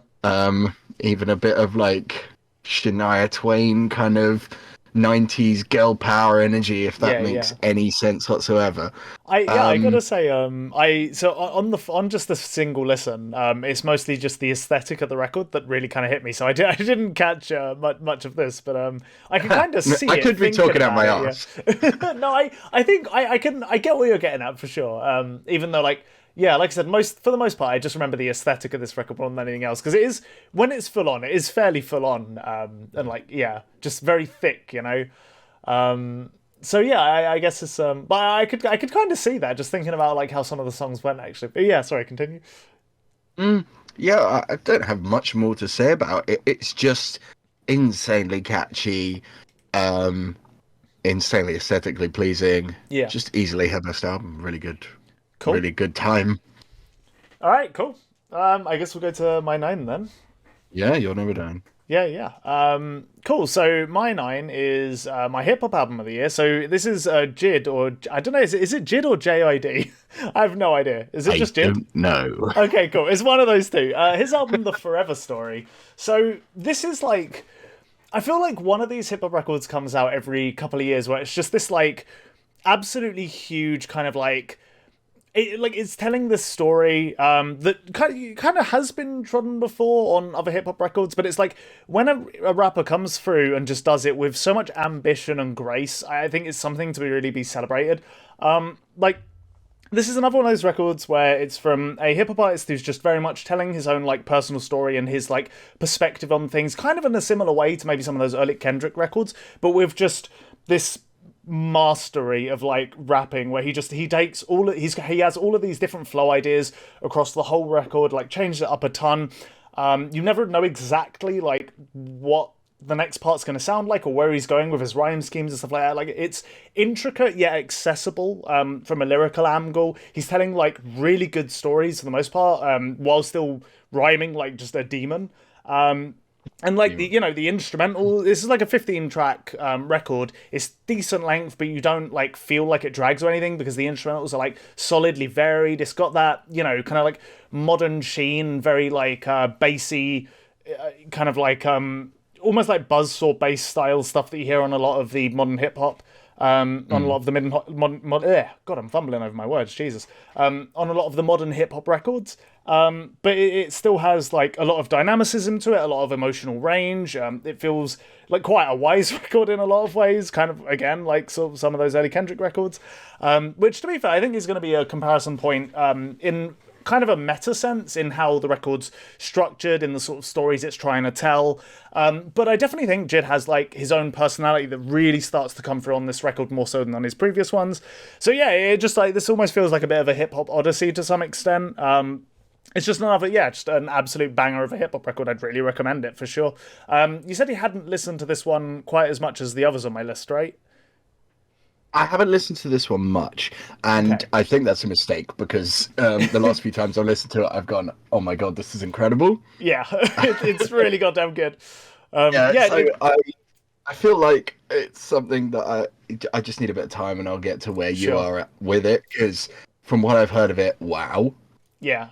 No, it just Um, it 100%. It's one of those releases that comes out every now and again in hip hop where it feels so experienced, fresh, energetic, with like just such a good variety of instrumentals that just go from slightly more experimental and left field ones with like really weird beat switches to just straight up like banger type tracks that still that have all the merits of any other kind of like really really solid hip hop banger. So yeah, it's just a really fantastically put together hip hop record, and it ended up pretty much taking the spot for my hip hop number one of the year, just about beating out Billy Woods.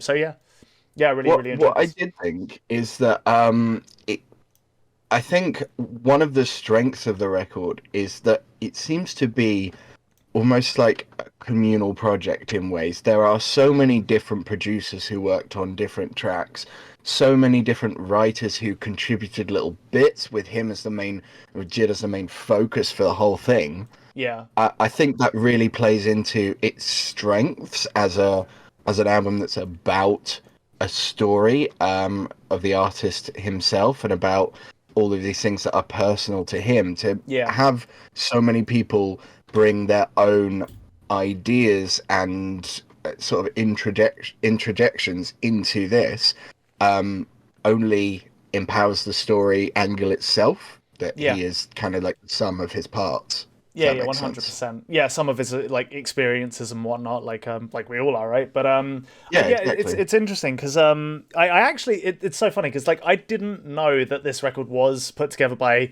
kind of I didn't know it was such a like collaborative project. But the second you said that, I was like, it makes so much sense. You just feel it in every area on this record, you know, Yeah, like yeah. it. There's Yeah, different that makes producers perfect sense. on pretty much every track. There's Sure.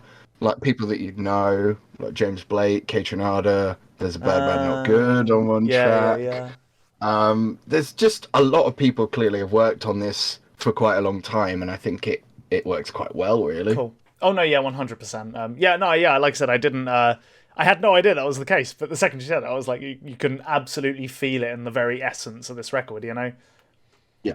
So yeah, fantastic hip hop record. Highly recommend it. Lives up to the hype. Yeah, go ahead. What's your number 8? All right. My number eight is another hip hop record, but a very different hip hop record is the Backwash record. His happiness shall come first, even though we are suffering. Yep. Yeah, what to say about this record? I don't know. It's one of the most intense hip hop experiences that I've had in quite a long time. Fair. It's an album that kind of feels like it's here to make a point. Yeah, 100%. And yeah, it sure does do that. Hmm. The way it's it's quite a homogenous record in that a lot of the tracks are paced quite similarly. They all have a similar level of intensity to them. Luckily, the album as a whole is pretty short, so it doesn't wear thin or feel too exhausting. But it comes out the gate with Vebanda, which is like, I don't know, it's got a sort of religious angle to the production and the lyrics that I think I've not really seen people do so well in hip hop before, where they almost fuse with um, a religious angle to the music in order to use that as a criticism against it, Sure. which I don't know. I think of anything that any type of music that you can take to go with a with hip hop stylings, I think sacred music is one of them that almost works the best, but is Yeah. underutilized. Yeah, yeah, I Um, could see that actually for sure. and yeah, from there the album only gets more intense with the pupil slicer feature. Like, what is that? Yeah, that was a highly unexpected crossover. It's insane. Yeah, yeah. It works amazingly as well. Um, yeah, it's a great album, and then towards the end, it almost sort of the album burns itself out intentionally, and the last Mm. track is just calm after you've been subjected to 30 minutes of just the most intense industrial focused hip hop with the most personal lyrics about struggle and difficulty. And yeah, that arc is really what the album's about, and I Sure. think it does it amazingly. Yeah. Yeah, so this is one of those records that like I've been aware of Backwash for a while. Pretty much since I want to say since the debut, but I'm not 100% sure if that's true. But yeah, I guess like this is one of those projects that on paper, everything about it I should absolutely love. And there are so many intricacies and things that you've gone over that I think are incredibly admirable. And you're right, the journey of the record really is like a fantastically put together one. But for me personally, I just think like, while this record absolutely has my undying respect, I just feel it's a bit too much for me. It just like Oh, yeah, come on, it man. kind of for me yeah, it just I don't know it is very you're right it is very homogenous, you know, and like I think that kind of like I find it a bit just a tiny bit too wearing. It's one of those records that I'm definitely going to go back to because I think I preferred this one to the other ones I've heard, so I think it's definitely one that I'm going to return to just to, you know, essentially check. But I only really gave this like, I don't know, a couple listens. I had some of the same problems I had with it as like as some of the other projects.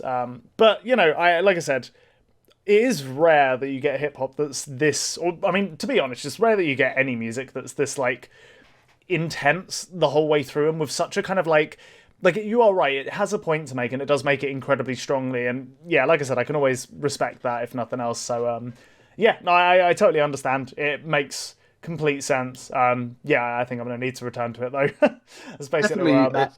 it's an event album. You know, one Yeah, of those albums that is an intense experience, but you're not always in the mood, and you don't always yeah, have the energy to experience 100%. said Yeah. intense experience. So, yeah, maybe I won't come back to this a lot, but every time I do, it's going to make an impression on me. That's Yeah, why I think for it's sure. so good. I will actually. That's a really good way of putting it. Actually, I definitely.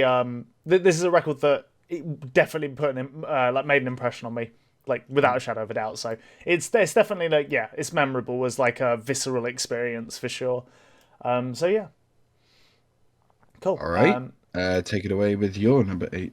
Cool. So my number 8 is so this one's the only one of its kind on my list really. But it's the Sylvana Estrada record. God, I'm just trying to remember the name.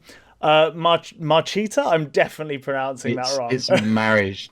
I'm pretty Well, sure what it's is it? marriage chat, isn't it? Marisha? Oh, maybe. Or marriage chat. Maybe. Wait, is it spelled wrong in my library? I don't know. Let me have a look. I feel like we should be better at this. It's fine. Whatever. A bit of scuffed energy, I think, is good. But basically, I think yeah. No, I think you were right the first I time. was I right the think it's first time. Oh, okay, cool. Marchita, right? Marchita. Yeah, something like that. Sorry, my bad. But no, you're good. Don't worry about it. But basically, this is a very yeah, just a very low key, very. I would almost describe it as a very intimate kind of like singer songwriter record with some like Latin music laced into it. It's just one of the records that came out fairly early in the year. And yeah, it's just a beautifully put together, really kind of like low key, but still like quite intimate singer songwriter record. It feels very personal to the person that's made it. It's it's all sung in Spanish, so I do not understand any of the lyrics here really. But you can still get the vibe across. And from what I understand, based on the limited reading I did, I can't. God, man, this would have been a while ago. I think this record came out in January, and I read about it around then. I want to say this is either a breakup record or is in some way related to like it's heavily themed around relationships in general. But either way, I think that definitely comes across in the vibe because, like I said, it does feel like a very personal, very intimate record. I like the fact that some of these songs are incredibly stripped back. It is very much just acoustic guitar with a really passionate kind of like well-sung vocals. And then on other songs, you get some more of those like Latin influences with different bits of percussion coming in and other kind of, just other like string instruments and whatnot. So yeah, it's just a very lush, nice, lo-fi, just well put together little record that I really, really enjoyed and stuck with me throughout the whole year, to be honest. Yeah, I don't think I really listened to too much else like this in the year. But yeah, honestly, it's one of those records that like, while it isn't, I wouldn't describe it as overly ambitious or anything like that. What it lacks for in ambition, it makes up for in just pure execution, in how kind of like personal it feels, and you can really get that across just from the vocal performances on their own. It's just a really, really nice, sweet little somber kind of melancholic record that just really stuck with me. I don't know if you listened to this one.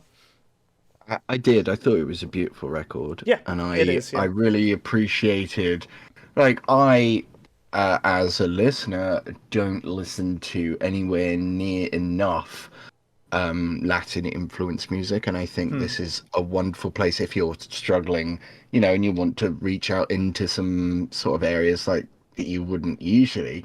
It's a wonderful sort of hybrid between indie pop and that sort of classical Latin American folk. Yeah, that's a really good way of putting it, actually, for sure. It's a really nice place to start. Another, I don't know. Did you listen to the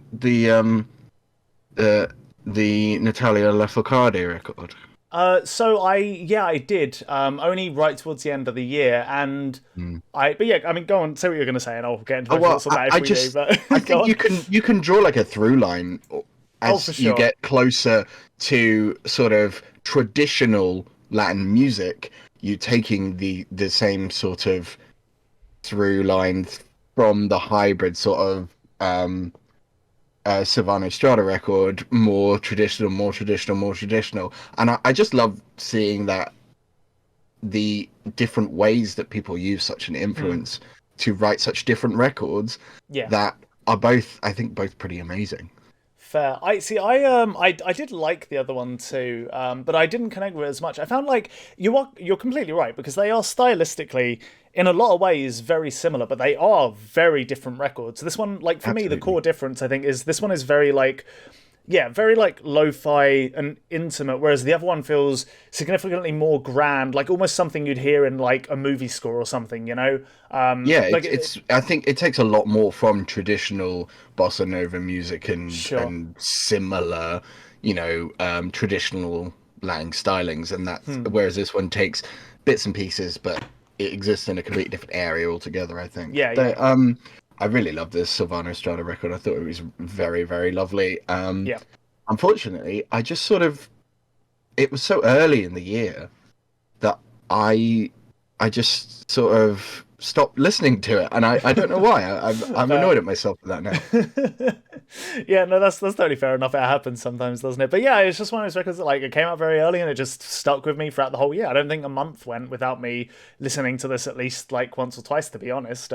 Yeah, it just really stuck with me. It feels it's just a very very beautiful, very very nice record. Yeah, don't really have anything else to say about it, honestly. I think I've got the points across really. So yeah, Cool. All right, so we move on to number seven. go for it. My number seven, as previously hinted at, is Chat Piles. Hey, cool. God's Okay, yep. Country. Okay, so we can both talk about this record Yeah, because I yeah. think, yeah, that it's both there for us. Yeah, yeah, So, yeah. yeah, this record I was not expecting, Sure. even slightly. I've heard some of the other stuff that the band have put out, and I thought it was great. I thought it was really interesting, really exciting, but not really fully developed yet. And yeah, wow, did they develop it? Yep, that's the one way of putting it, that's for sure. God damn. Yeah, I don't really think I've heard a mix of these genres done anything like this Yep. before. No, it doesn't exist, I don't think, honestly. No, the sludge elements of it mixed so intensely with the unique vocal stylings, with the very pointed lyrical themes, the I think it's almost stream of consciousness approach to writing about feelings and opinions that I don't think would work with most musical genres, but this one it works so well because it almost mixes with the stream of consciousness feeling approach to some of the songwriting, some of the Yeah, music. for sure. But all of that adds together to make it feel even more intense and unpredictable than an album of similar stylings might actually be, which I actually found in some places a little too intense, like somewhat Fair. scary Yeah, yeah, in fair. places. Because I felt like I could relate to the emotions and the feelings being expressed a lot more when they weren't neatly packaged up in little songs. They were almost just splayed out on a page in front of me going, this is how I was feeling, deal with it. Sure. Does that is that something that you thought about this record, or is you sort of enjoyed Yeah. it for different reasons? No. I'm 100% there with you. To be honest, it's there was just this is one of those records where like I feel like there are so many like layers to the enjoyment of it for me. Like that, everything you mentioned is definitely a part of it. Where like you have this kind of this intense energy that comes across somewhat unpredictably because it is so kind of like almost flow of consciousness. But at the same time, I also feel like it's a very just carefully constructed record, and it has there's like a surprising amount of variety underneath these layers because the sound is so unique. Like there really is nothing else that sounds like this in terms of its combination of influences. But at the same time, usually with a record like that, it's like okay, especially for a debut, you get like here's a bunch of songs in this kind of newish style you haven't really heard done before. But I feel like with this, it's actually a surprising amount of variety and dynamicism for what is essentially a first attempt at this type of thing. You know, I have no idea if you feel that way as well, but Oh, it's 100%. Like, I know that the way it comes across is extremely conscious, but absolutely, you don't make a record like this without it being very pointed. Why yeah, you've made every decision that you've made, and you trimming a lot of fat out of it as well. Like, and the 9 minute track, Grim is smoking weed.jpg. I will never get tired of saying that. yep, Um, it needs all 9 minutes, or it wouldn't have the yeah, same impact. It's not a 100%. wild improvisation. It fully is constructed in a way to make you feel that it is not constructed in a Yeah, way. yeah, yeah, yeah. Yeah, it really is. Yeah, it's a fascinating record for sure. I really enjoyed this pretty much from the start because it just grabs you with that stylistic uniqueness, and then you realize there's like actually really quite a lot of substance here. I mean, you touched on it slightly, but like, yeah, some of the lyrical themes are just like, yeah, they're just fucking great. I don't know what else to say. Like, yeah, it's yeah. I think the standout for me from a lyrical perspective would be the song "Why." I think that one really hits hard, particularly for me. But yeah, just goddamn, what a great record. One thing I found interesting though is I don't know if you've spoken to a ton of people who like are big fans of this band in general, but I hear a lot of people say that they actually prefer the EP, which I find fascinating because I haven't listened to it a ton, but I think there's agree, it does two feel like. EPs. Oh, so I'm talking about "Remove Your Skin, Please." Oh, okay, yeah, no, that's a great record, but I just think this one is more expanded. It's Yeah. all of the things that you'd want from that EP expanded into a full release, and therefore Mm. I just think it's a better example of what they're trying to do than that. Yeah.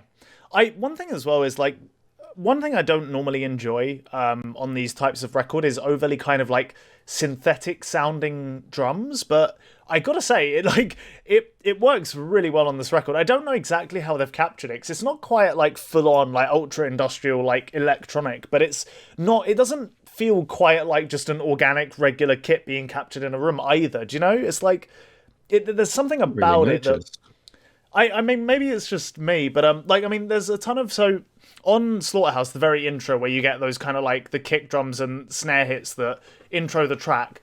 You capture. I think there's like a lot of the room sound left in. Like they've captured some of the like reverberations from mics that are just placed around the room, and they've left a lot of that in, or maybe even pronounced them slightly. So it's got this kind of echoey quality. But the actual drum sound itself almost comes across as like slightly synthetic to me, and I don't know what it is exactly. It's really odd, but I think it works for this record really well because they've gone for something that is like such an odd genre fusion, and it still has that touch of like the industrial grit to it, you know.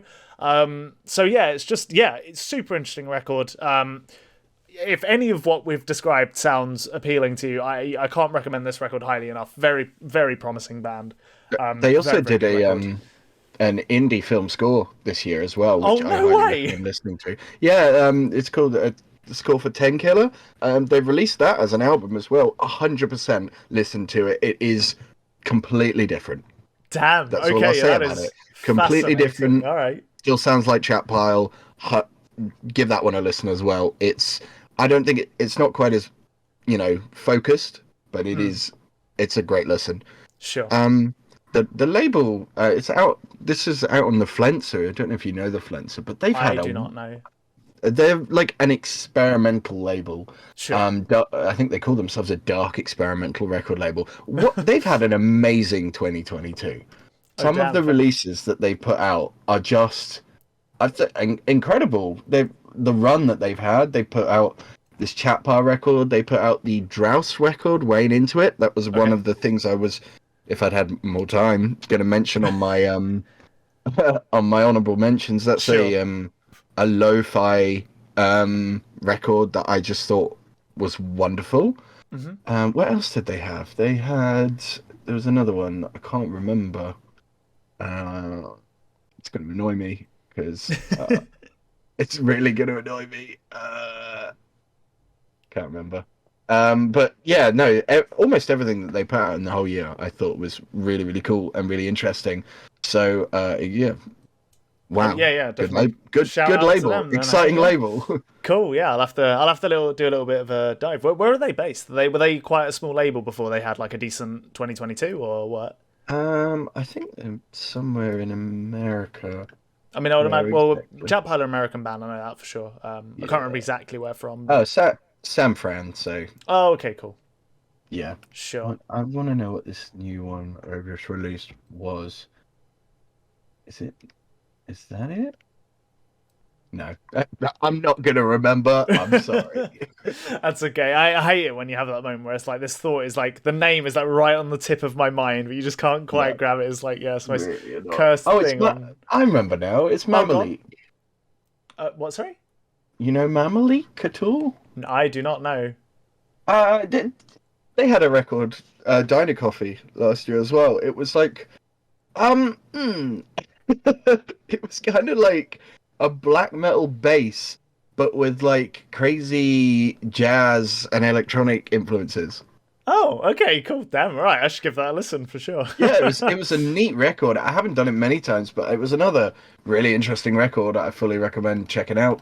It Cool. just All right. yeah, Yeah, exciting yeah, I stuff definitely will. coming out of that label for sure. Cool. All right. Yeah. Well, they were called Flenser, right? Yeah, so they're called the Cool. Flenser. All right. Yeah, I'll give them have a little look through the catalog after this. Cool. All right. I guess we should probably go move on then, huh? Yep, you're seven then. Yeah, my number 7. So, there's another record actually that you also really enjoyed. I know that for sure. I don't know if it's on your list, but Petrol Girls, Baby.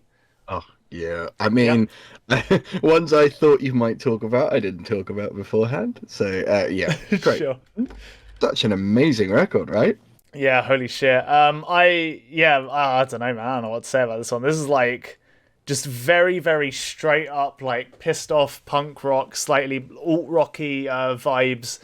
And I mean, I really got turned on to this band on Cut and Stitch, and I thought that record was very, very good. And you could tell they had a real kind of knack for writing these pretty ferocious, pissed off tracks that still have like a very like earwormy quality, also kind of like still had like a slightly broad appeal, I guess you could say.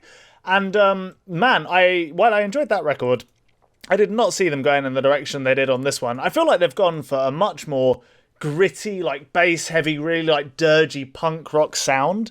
And holy shit, this record's just so goddamn good. Every song is so catchy, so ferocious, so like lyrically pointed, just passionately delivered, produced impeccably. Like, goddamn, I did not see myself enjoying this one as much as I did. But like, from the very first song, Preachers, I was just like, oh shit, this one's gonna be an album of the year, isn't it? This is some good ass music, man. Yeah, if you're into guitar music, like at all, I think this would appeal to almost everyone that's into guitar music, really. It's heavy, it's gritty, it's dirgy, but it never feels like overly kind of like noisy or anything like that. It's produced super well, it has a ton of punch. There's hooks absolutely everywhere on this thing. Like basically every song has an incredible hook. Even the ones that I thought might come across a bit too cheesy, like when I first heard them, sort of grew on me over time, and I ended up really loving them. I really can't like something about the directness that they're yeah, speaking about. not 100%. It only amplifies a good hook to be the good hook being just so intensely lyrically focused, being like, Yeah. look, I'm pissed about this one thing, and you should be pissed about it too, and here's why. And I'm like, okay, Yeah, absolutely, cool. All right, yep, 100%. Yeah. Yeah. No, um, it's just a mad record, man. I basically every song on here bangs. Yeah, I mean, it's very direct for sure. And yeah, it just adds to it. I mean, ain't that what punk rock's all about to some extent? I did find a little bit that I worried when I heard it that the directness would mean that it didn't quite have the longevity that I would want it to. Because everything that it had, it just laid out on the table right in front of you. For sure. And I think that's probably why it didn't make my top 10, because as much as I think it's a great record, I think it's more of an explosion than a slow burn. It was like, boom, here's everything, impact straight away. Whereas I didn't find myself returning to it a lot, but when I did, if I'd left it a little bit, it still had that same impact.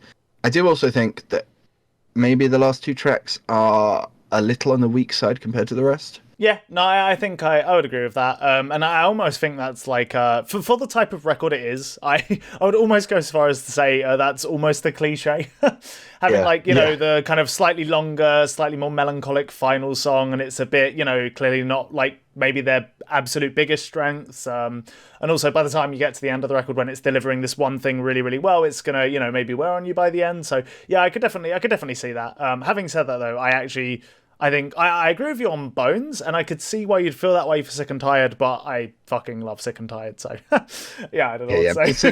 But Sick and Tired's not a bad track. Yeah, For I sure. mean, for me, it's still like an absolute banger. But yeah, I guess like yeah, I can definitely appreciate everything you've said about it, and yeah, if you lean towards more of the slow burny type records, the ones where you can really like take your time and pick them apart, then I could totally see why this one wouldn't land as high for you. But for me, I just like sometimes you just want a banger, innit? It's not that I lean towards that. I think I mean records like this that make such a massive impact on first listen are really really cool and really important. I just if I pick things that really resonated with me, it did a couple of times Sure. give hugely resonate with me, and then I was like, I think I understand it Yeah, now, yeah. Okay, yeah, and fair that enough. was all. Yeah, yeah. No, Um, fair.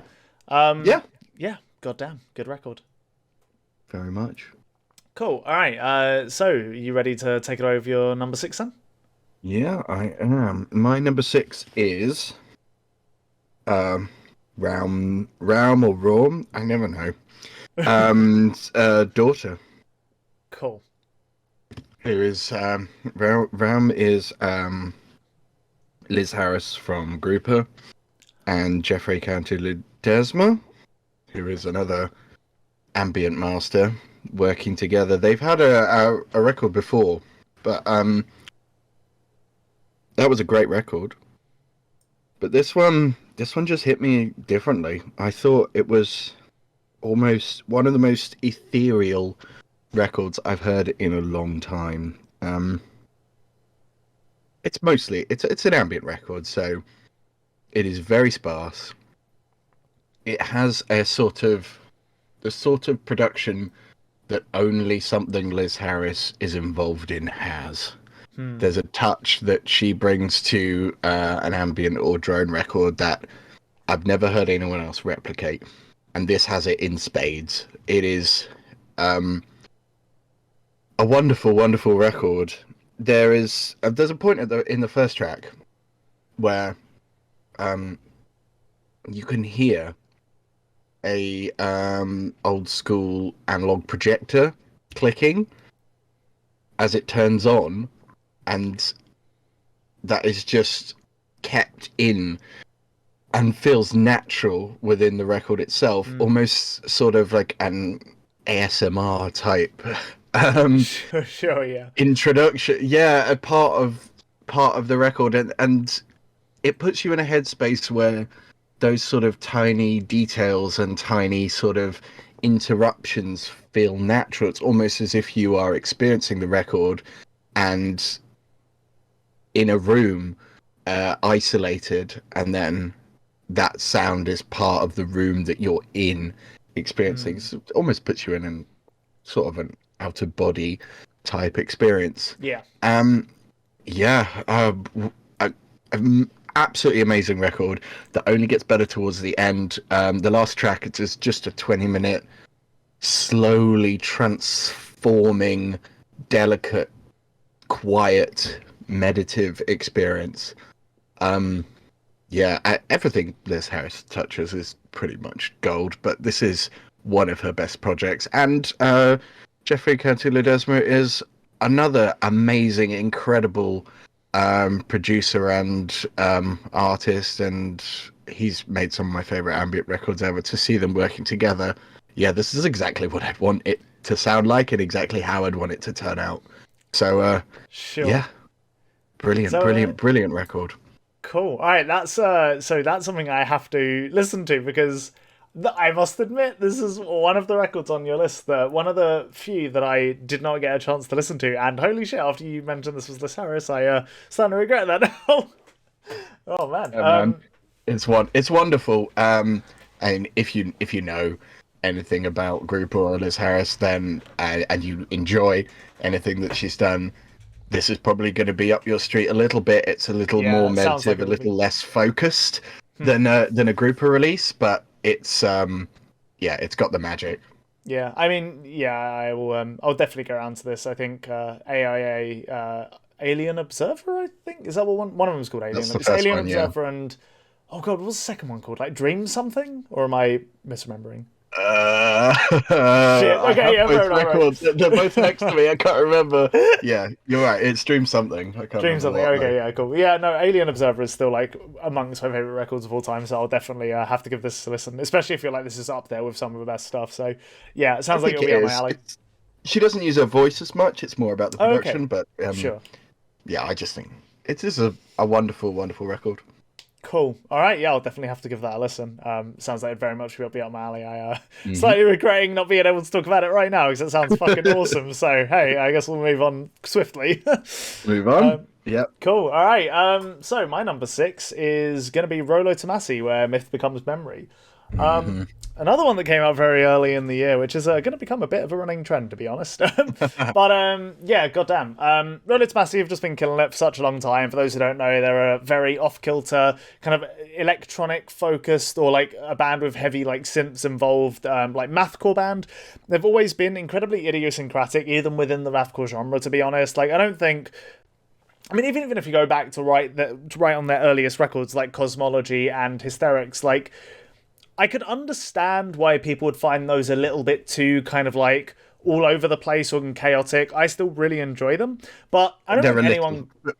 For Yeah, me, for they're a sure. little messy, a little raw as well. Yeah, 100%. Yeah, like they are, and I think that's a large part of the appeal of them as well, for sure. But their songwriting and their albums have matured a ton since then. But even back then, I think it would be fair to say there really weren't that many bands that sounded like them. Even if you look at like other mathcore bands that have a lot of electronics involved, like maybe like the Locust, Genghis Tron would be a really obvious a really obvious point of comparison. I think they always had a very unique style, even compared with those other like hyper niche contemporaries. Would you agree with that? Or Yeah, absolutely. I Cool. if you played me 3 seconds of a Rolo Tomasi track, You'll I know, think I'd know yeah. it was a Rolo Tomasi track. Yeah. Yeah, exactly right. And so it's been incredible watching the journey of this band, like sort of develop and mature over time. And I think the real turning point for me, which to be fair is probably still one of my favourite Rolling Stones records, was Estrella.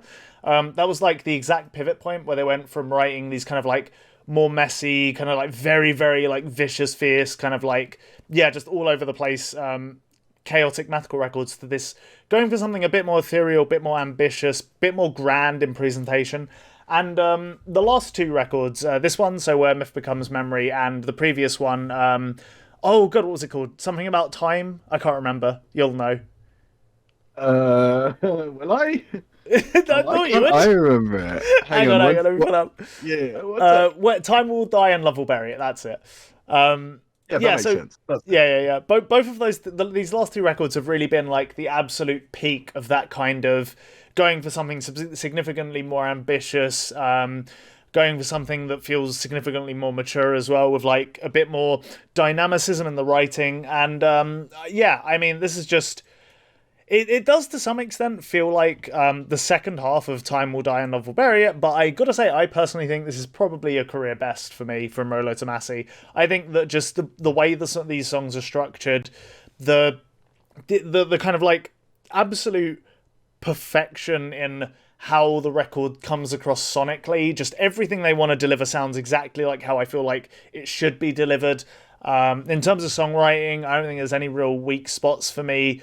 It still has that like variety that they've always had, which is kind of it's got those like really chaotic mathcore moments, like on Mutual Ruin, which has got to be one of my favorite Relative songs of all time at this point. It's also got those way more somber, kind of like ethereal, electronic, very like spacey sounding tracks, which very traditionally come at the end. So the End of Eternity is one of them here. But yeah, it just really runs there's like a massive variety in the track listing here. You've got kind of like slower, sludgier tracks like Labyrinthy. You've got almost like weirdly tech metal tunes, which I was not expecting. Like one of the songs on here, I can't remember which one it was exactly, sounds almost like slightly genty. And it's got to be one of the better takes on that sound for me anyway. So yeah, it's just like, for me, this is the peak of what they've done so far, I think. It's very kind of like... what's the word? It's like a very cohesive record. It all sounds like it belongs together. It all makes sense how, like, the progression... it makes sense that this record sounds like this in the progression of Rolo Tomasi's journey as a band. It's just really goddamn well put together. Yeah, I don't really know what else to say. I love this thing front to back. I think it's a brilliant record. I don't know if I agree with everything that you said. Go ahead. Fire don't away. Get me wrong. Don't get me wrong. I think this is a brilliant record. It's probably one of my top 2 Rolo Tomasi records, but my top Rolo Tomasi record is Time Will Die. And the thing I think that separates them is they're both going through a similar thing, right? You said it feels like part 2 of Time Will Die. Yeah. Absolutely. But something that struck me quite intensely about this new one is that it almost feels separated into the dream pop sections and the hardcore metal sections, rather than the last record being much more intertwined. I think this has some of their best tracks, like Drip is fucking incredible. Is fucking unbelievable. Oh my god. Yeah, great. And I think the production is just incredible as well. But it does feel a little bit like in places they go, right, time for the dream pop bit now. Okay, time to hit back into the riffs. Whereas the last one I thought mixed those two in a more organic way. That being said, they're both great records, right? Yeah, they're just 100%. Great records. Yeah, they are. And I really enjoy it, and I do find that the more I listen to it, the more I enjoy it. So that opinion could change. Fair. Yeah, no, I don't even know if I'd necessarily disagree with what you've said. I definitely do think that Time Will Die has... Pardon me, Jesus. It definitely, like, blends the two sounds more together, but I actually think that, like, for me personally, I don't disagree with that, but I think that I would almost consider that, like, to some extent a bit of a weakness, because I felt like with Time Will Die, I had more of a struggle separating out certain songs from each other, whereas I feel like with this, every song does have, like, very much its own personality a lot of the time, with, like, only a couple of the heavier tracks really sort of bleeding into each other, maybe a tiny bit. Like, maybe, I don't know, some of the tracks towards the end, God, it's been a while since I've listened to it, actually, but I want to say... Pre-Science, I think, is one of the ones that, like, it's one of the slightly weaker heavy tracks. I can't remember for sure. My guy out here calling it Pre-Science. Wait, what is it? It's Prescience. Oh, Prescience. Oh my god. Oh god. Okay. Please call it Pre-Science. I'll call it Pre-Science forever. Okay, we're talking about the time before science. That's what it's about. Okay. But no, so Pre-Science, I would say, is probably one of the, like, you know, it's one of the spots where it does get maybe, like, you know, you've heard some of the tricks of the record a fair amount up until this point, and it does sort of bleed into it a little bit, but, like, outside of that, I feel like the majority of these tracks really do have, like, their own personality. And I guess one thing I will say is that, like I said, this does feel like a part 2 of the last 2 records, and as a result, it definitely does feel like there's nothing on here that's, like, overall entirely new. So I could definitely, like, Time Will Die has more of that kind of, like when it came out, it felt like a fairly fresh step for the band, for sure.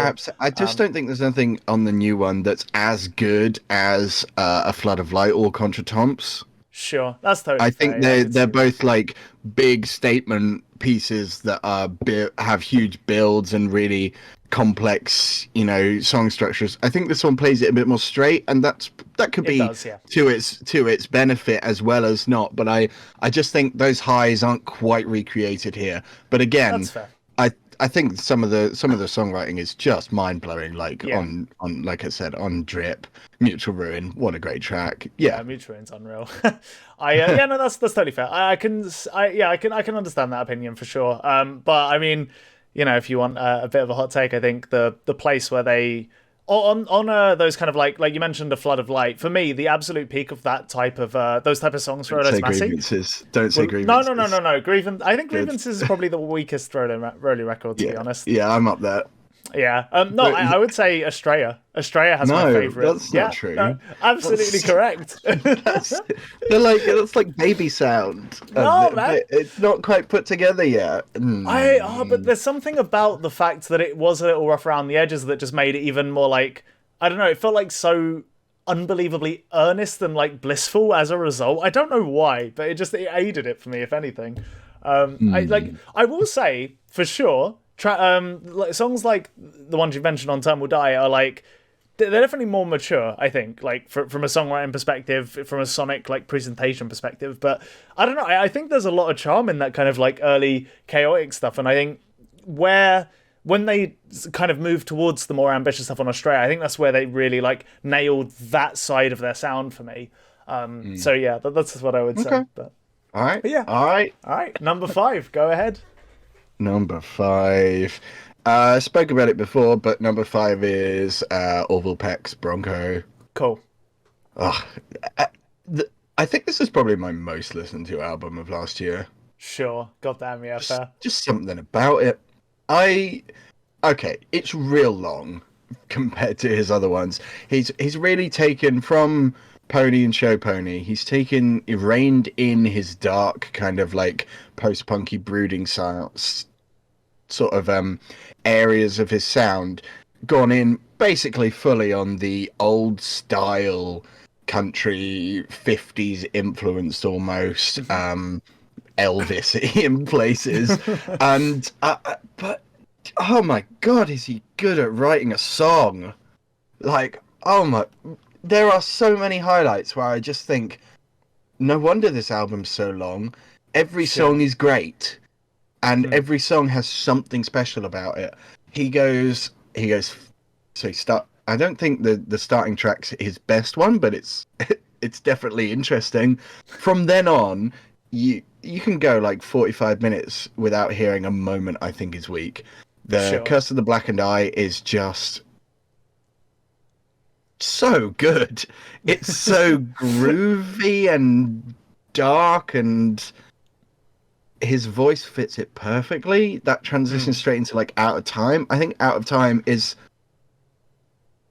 brings a sort of country pop energy that I don't think has been in the mainstream or done like this since early 2000s and the 90s. It gives me Shania Twain energy again. What is it this year about things influenced by Shania Twain? Get in. Yeah. Hey, you know what? That's a good year in my 100%, brother. Let's go.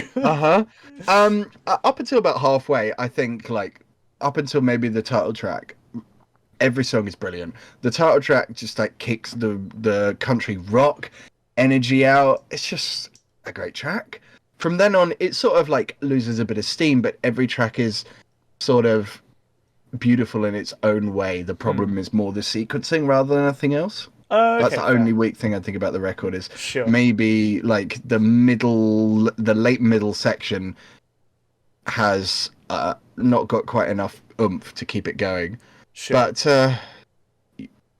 yeah, I just think it's a great album, a great country album, and he deserves to be. It seems like one of the new big country stars. He's got himself on like one of these country game shows, like The Voice, but The Voice Country or something. Oh like wow, that. yeah, that's really good. Yeah, he's on that now, and I also think it's just incredible to see his transition into mainstream country as a queer artist and be embraced in a way by that community in a way that maybe 5 years ago that would not have even been possible when he was releasing his first stuff. So I champion that. I think that's wonderful. I think he's a great ambassador for it as well.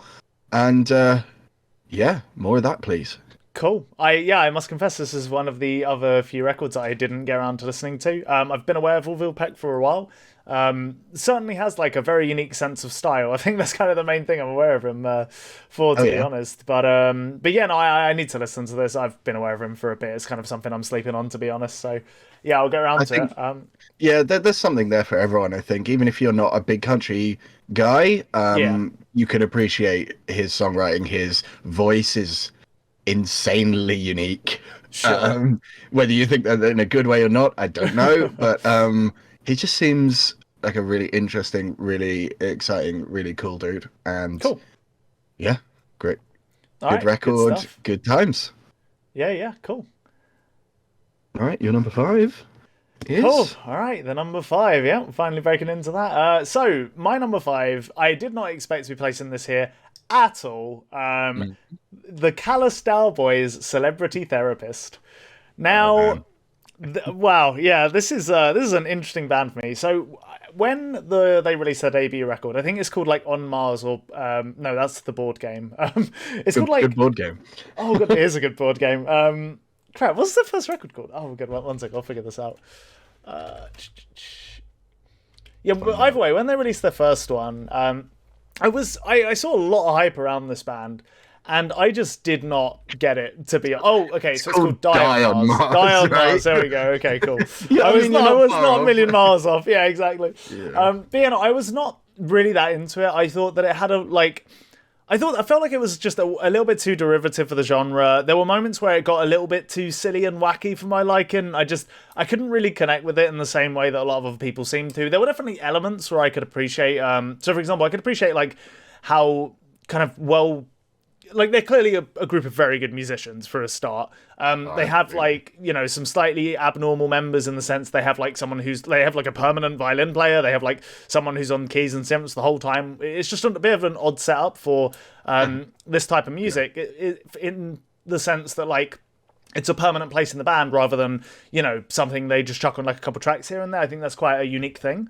But for me, really wasn't until this record that like I really 100% got it. And like, goddamn, in my opinion, this is essentially a fusion of some of the most like aggressive, like scalpel precision, like mathcore that I've heard since, you know, like Dillinger essentially, combined with some of the most over the top theatrical, sugary sweet, like, I don't know, almost like, I don't know, like arena rock style, like sing along chorusy sections, and it's such an odd fusion. I feel like when I first listened to it, I was like, I really don't know about this. Like, I was not sure. I was like, this is definitely like maybe a touch too wacky for me. But as it's gone on, all of those choruses, every single one of those moments has just sunken deeper and deeper into my brain, and I just absolutely fucking adore it at this point.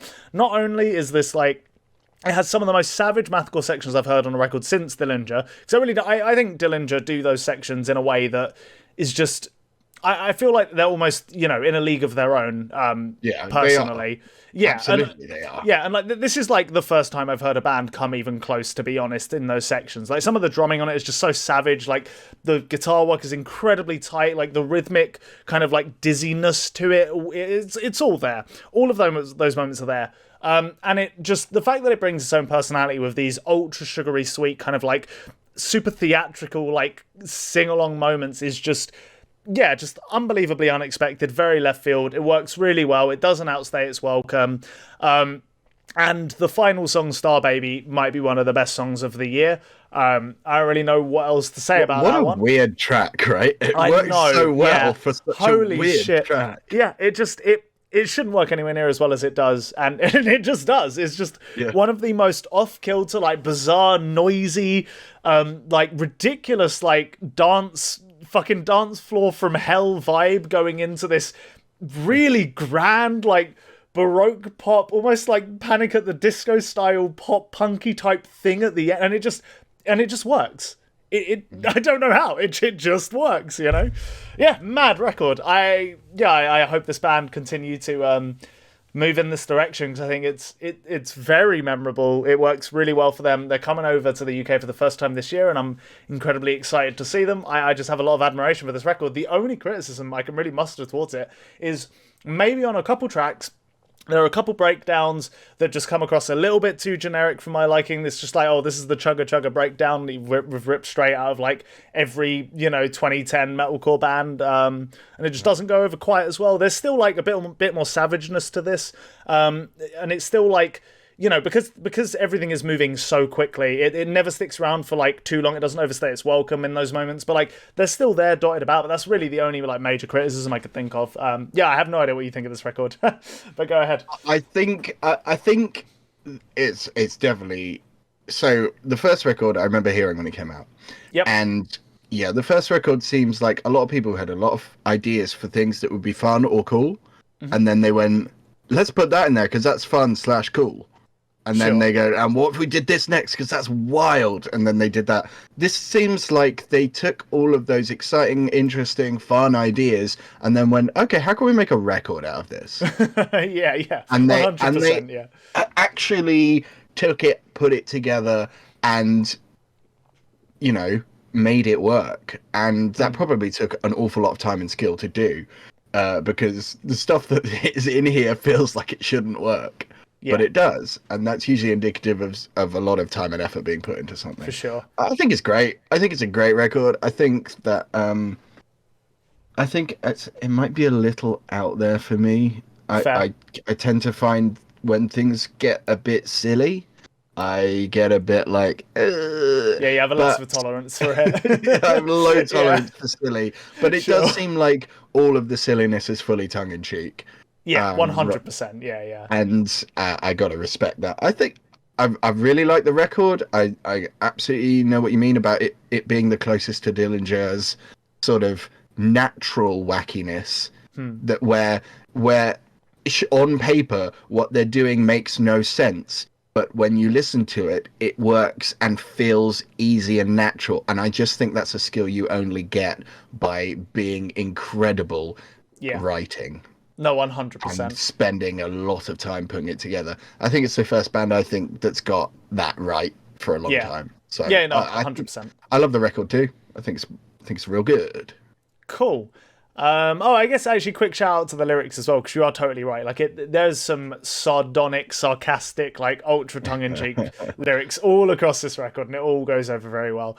Yeah, man, there's just a lot of highlights on this thing. Like we mentioned, Star Baby title track is fucking awesome as well. Like the fact they put together like a 6-minute long song that goes into this like very poppy kind of just very sweet vibe, and then is like completely cut into with these like metalcore breakdowns that last for like seemingly random amounts of time, and it just works. It's wild. This record should not work as well as it does, and it just does. Yeah. No, I fully wonder whether this is a complete fluke, and the next record will be as disjointed as the first one again. Yeah, 100% could be, and I'm so curious to find out as well. Yeah, I have no idea.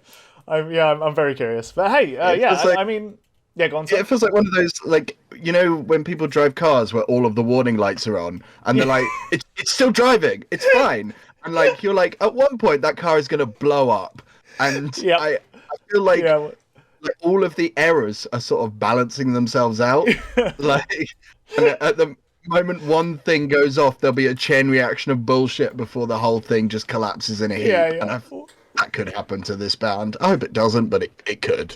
100%. Oh gosh, yeah, good ass record though. Whether it's a fluke or not, who knows?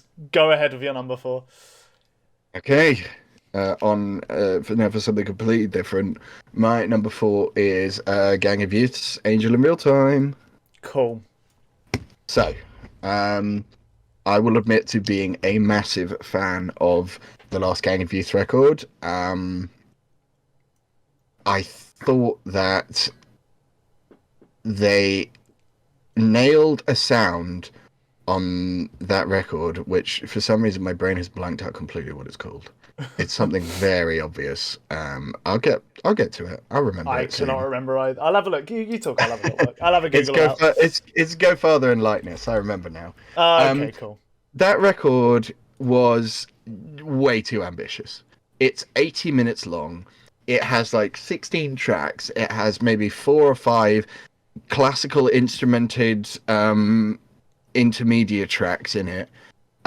It's probably one of my favorite double albums ever. It's one of the only albums I think my thoughts on double albums are most double albums shouldn't be a double album. Just cut some of the songs and you'll have a better album. That's one of the only ones I was like, you had too many ideas and they're all good. Yep. They changed things up a lot on this one.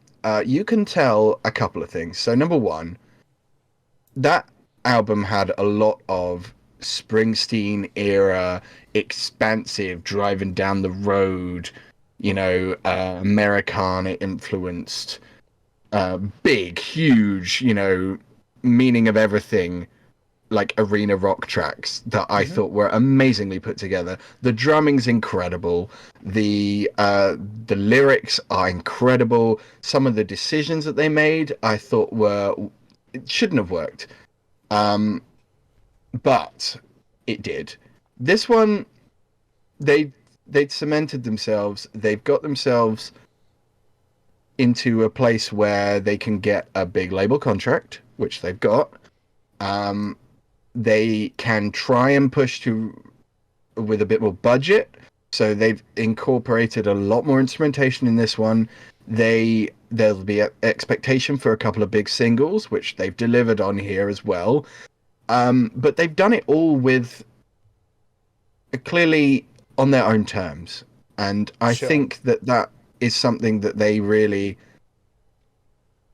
managed to do very well on this record, is that they've expanded their sound. There's some like almost lo-fi beats to chill to kind of vibes on a couple of the tracks in the middle. There's those big arena Bruce Springsteen tracks on like the Angel of 8th Avenue. There's those huge singles that are incredibly catchy, well put together, massively expensively produced, like In the Wake of Your Leave. But all of that feels like a band that could go from something great into something a little sterile, a little corporate, a little, the next big indie band thing. Nah. Yeah. The whole vibe of the record is based off the singer recently losing his dad in a very complicated sort of series of events where he found out a lot of things about his life weren't true.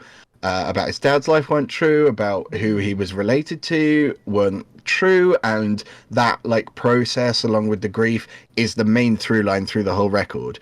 And I just feel like the genuineness from those feelings managed to completely shrug off any sterile corporate bullshit that comes with an album that is expected to make you go big like this. And they've managed to have the best of both worlds: the big production, the access to resources, the expanded instrumentation, and also the intensely personal, the amazingly well put together lyrics, the earnestness. I think it just all comes through amazingly. And it's another stupidly long record. They have too many ideas. They need an editor.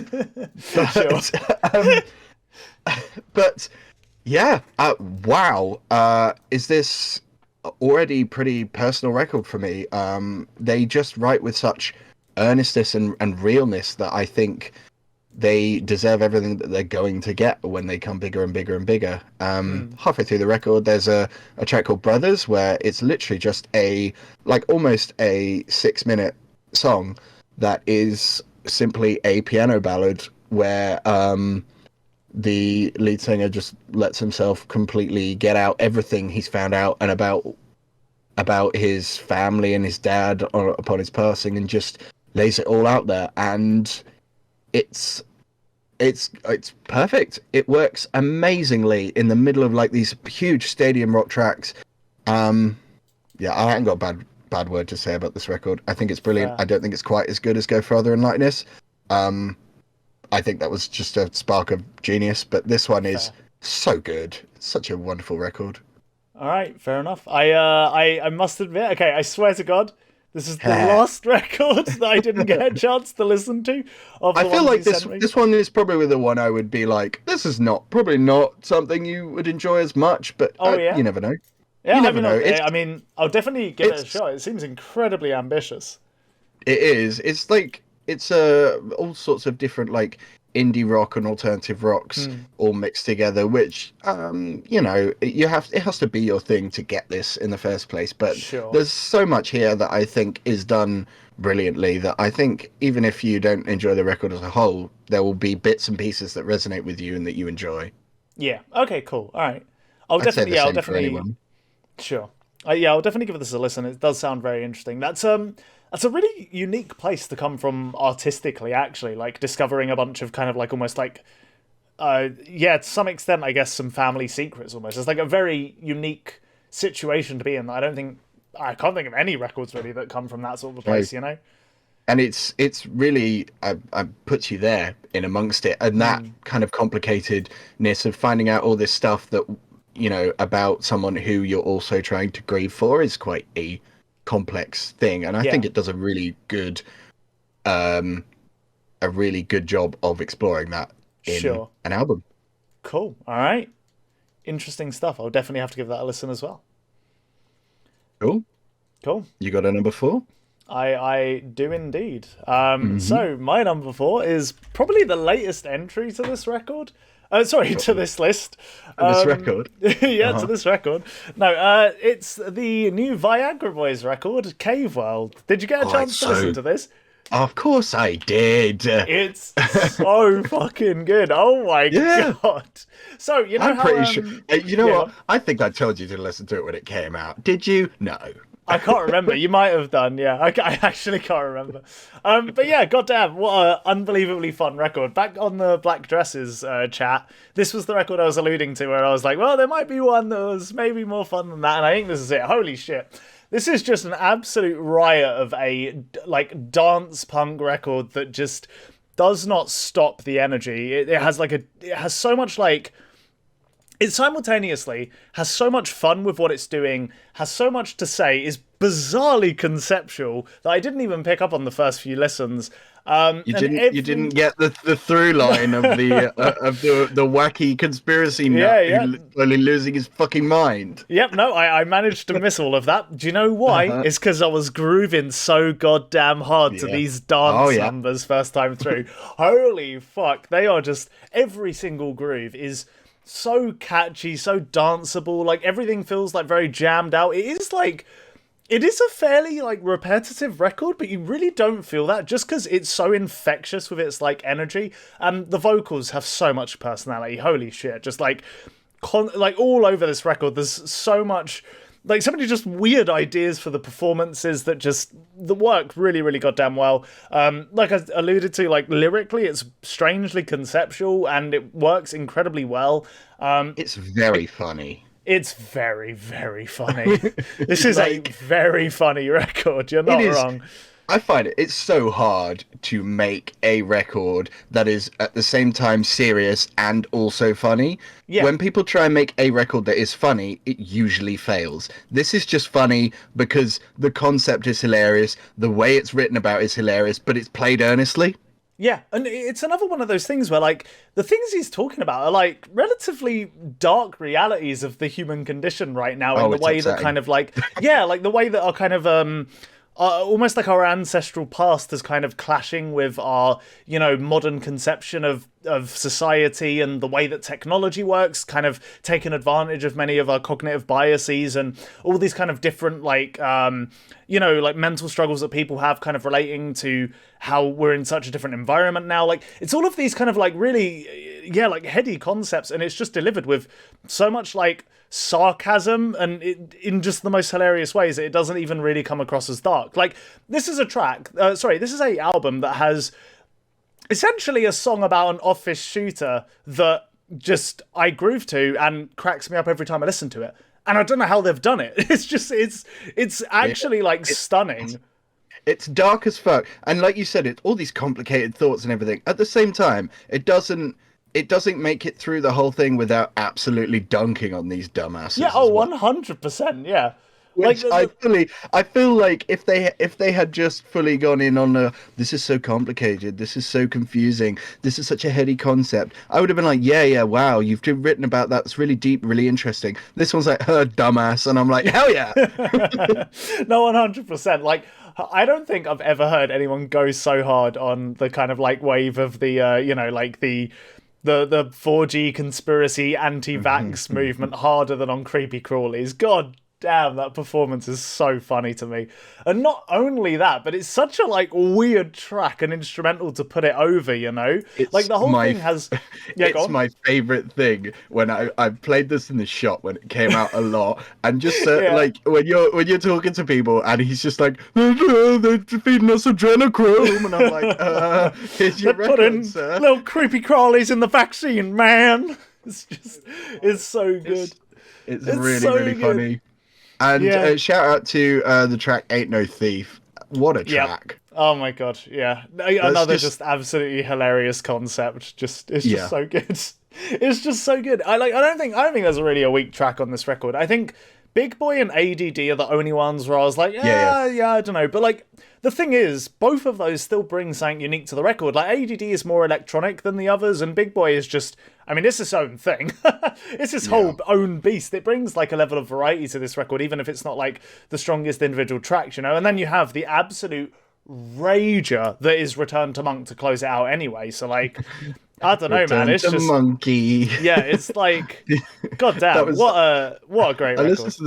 I listened to this record a lot when it came out, and just my head was just constantly like, leave society to be a monkey. A monkey. But like, every time I'd like shut my brain down, it would just be like monkey, and I'd be like, okay, all right, I see what this record's done to me, and I appreciate it. Yeah, 100%. Yeah, just straight up, bang of a record, perfect level of variety across the whole thing. Nearly every track is, like, incredibly strong. Like, yeah, goddamn. I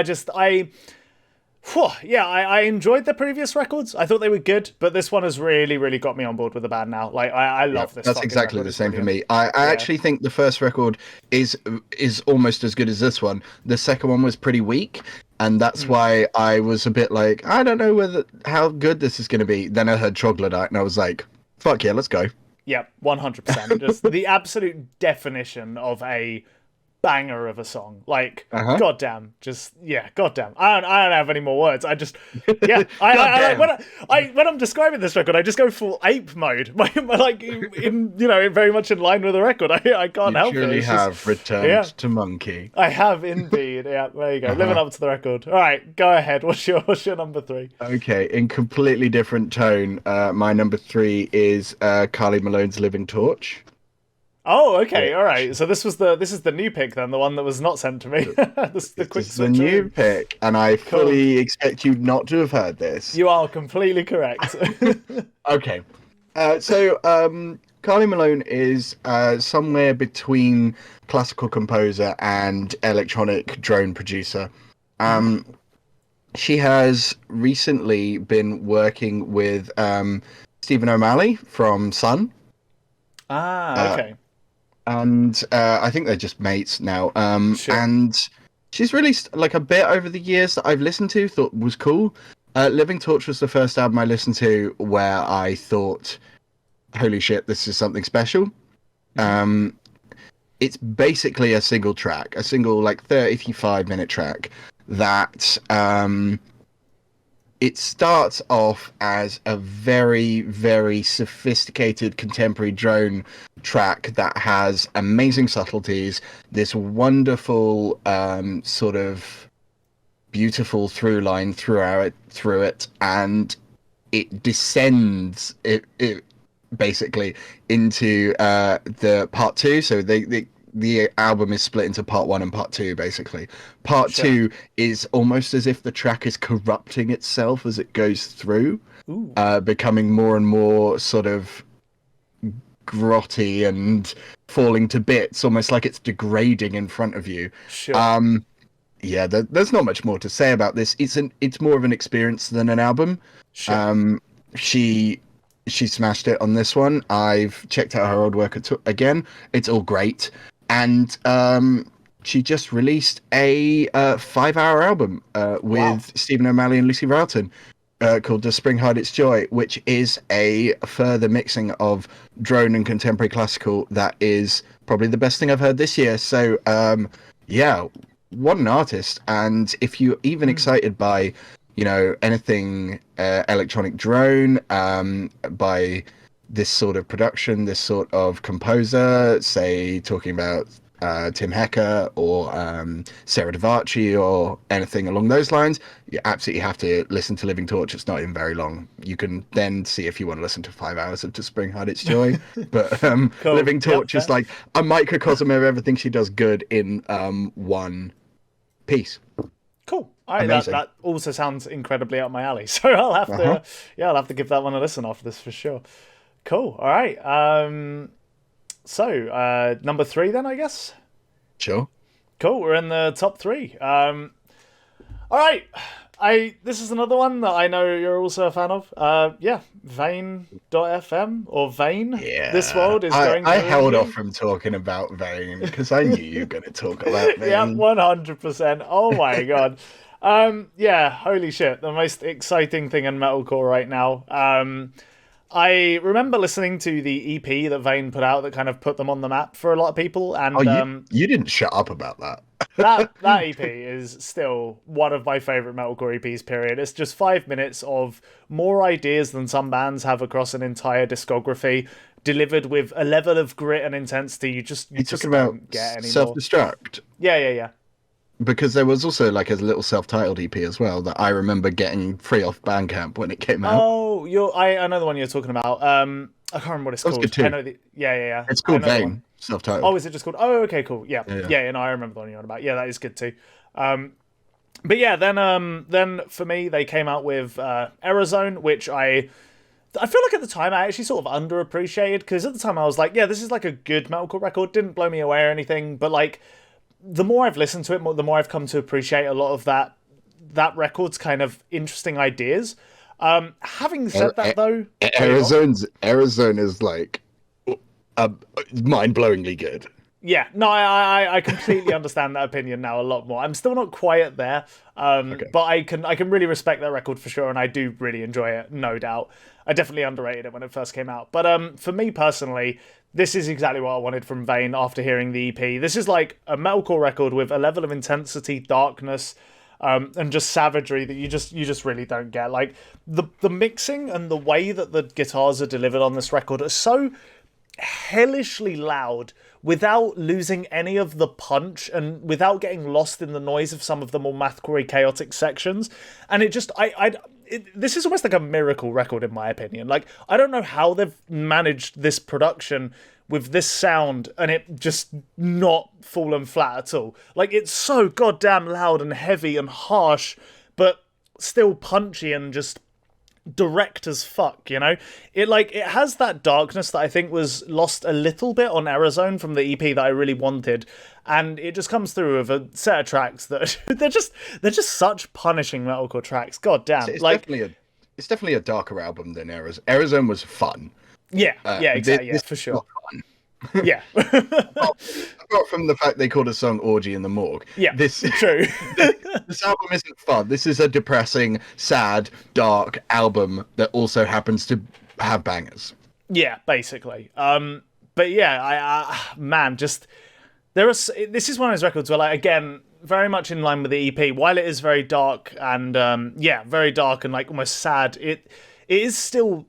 It's just got so many ideas across it. Like, the intro track, Welcome Home Into the Killing Womb, is just a 1-2 punch of some of the most vicious metalcore you'll hear, period. It comes through with some of those more mathcore, like slightly off-kilter bits here and there. The drumming across this record, oh my god. The drummer for this band is just unbelievable. Like, he has such a... How to put it? Like, he's so unbelievably fucking tight. Hits like a goddamn truck, but he still has so much personality and flourish and so many of the fills and like really quick, snappy, like out of left field, like left hook, like rhythmic ideas that still somehow work perfectly with what the rest of the band are doing. That it's just mind blowing. I don't know how else to describe it. There's a lot of Ben Collar in what I think this guy is doing, which makes a lot of sense because Converged Beat is a very clear, like, inspiration point. But I definitely feel like he has his own personality. And you don't get many drummers that come through with those, like, ultra quick, snappy fills, like, placed in a very chaotic way, that are still ultra tight to the music. And he still hits just as hard as Ben Collar. Still, like, accents every single one of those notes in, like, the snare rolls and everything. It's mad. Like, you don't really hear drumming like this much at all on records that are this intense. It's just so hard to pull off. Like I said, one of the last records I praised was that Callous Boys record, and those are all fantastic musicians, but this is like next level shit in terms of drumming. Like the fact Thank you for tuning in to Devin's Drumming Hour. Yep, 100%. Yeah, just mind blown shit. And yeah, I like the record has variety too. It's not just all dark and depressing, even though the softer spots are also still very bleak and melancholic. Stuff like Magazine Beach, where they go full Oh, on bro, on. that the Yeah, go on. fucking record scratches at the end of Magazine Yep. Beach. I'm like, let's go. 100%. And it's just like, but the thing is with it as well, is it like it comes across almost like Deftonesy in the way it's so like, I don't know, just I don't know what it is Got about that it exactly, but Magazine Beach has that atmosphere, like yeah, Deftones atmosphere. 100%. yeah, It's exactly, really right, good, yeah. and you could tell that they clearly love Deftones because they've loads of them did Fleshwater, which is basically a Deftones adjacent out Yeah. like band that they also put out this year, which is a great record as well. So they clearly know what they're doing and doing it on purpose, but also this is totally their own thing. No one Yeah, sounds one like hundred Vane. percent. Yeah, it just no one sounds like Vane. No one is as savage as Vane in this scene. Songs like Hell Night, Orgy in the Morgue as well. I think Lights Out, if I remember correctly. Yeah, go on. Wavery is like almost a pop song. Yeah, Wavery is almost a pop song for sure. But I'm talking Yeah. about like all of the ones I've mentioned are just like there's so much chaotic energy in those, and it's put together in such a cohesive way while still being incredibly disorientating, and it just works so goddamn well. Like this is you what this exactly my is. cup of tea for this type of heavy music. It's another hardcore slash metalcore album with a long, different vibe end Yep. track. And it's probably the weakest point on the record. I actually am going to again. disagree. I'm Oh, going to yeah? disagree with you there. Go I on. think the first time I listened to this, I was like on a bus or something, and it was like real dark, like pouring with rain. Yeah. You could barely see everywhere. There was like waves of water everywhere. That last song, like, really got to me in that environment. It sure. was so creepy and ominous and just sort of like almost like hollow feeling, like nothing mattered. And that energy, I think you wouldn't have got with a normal ending track. I like it. I don't think it's a listen to it every time kind of track, but I think it's a perfect way to end the record sometimes. Sure. That's fair. Okay. I can understand that. I wouldn't say it's like a bad track. It's just like I guess so many bands pull this kind of like they try and pull this exact sort of thing off. And I know. just not many of them can do it well. And like I think they've done it the best that I've seen it done in a while. fair. That's fair. I would need to have a think. I honestly I'd need to have a think about that. I'm not sure. I do find I find that like creepy telephone voice actually genuinely a bit scary, so maybe that helps.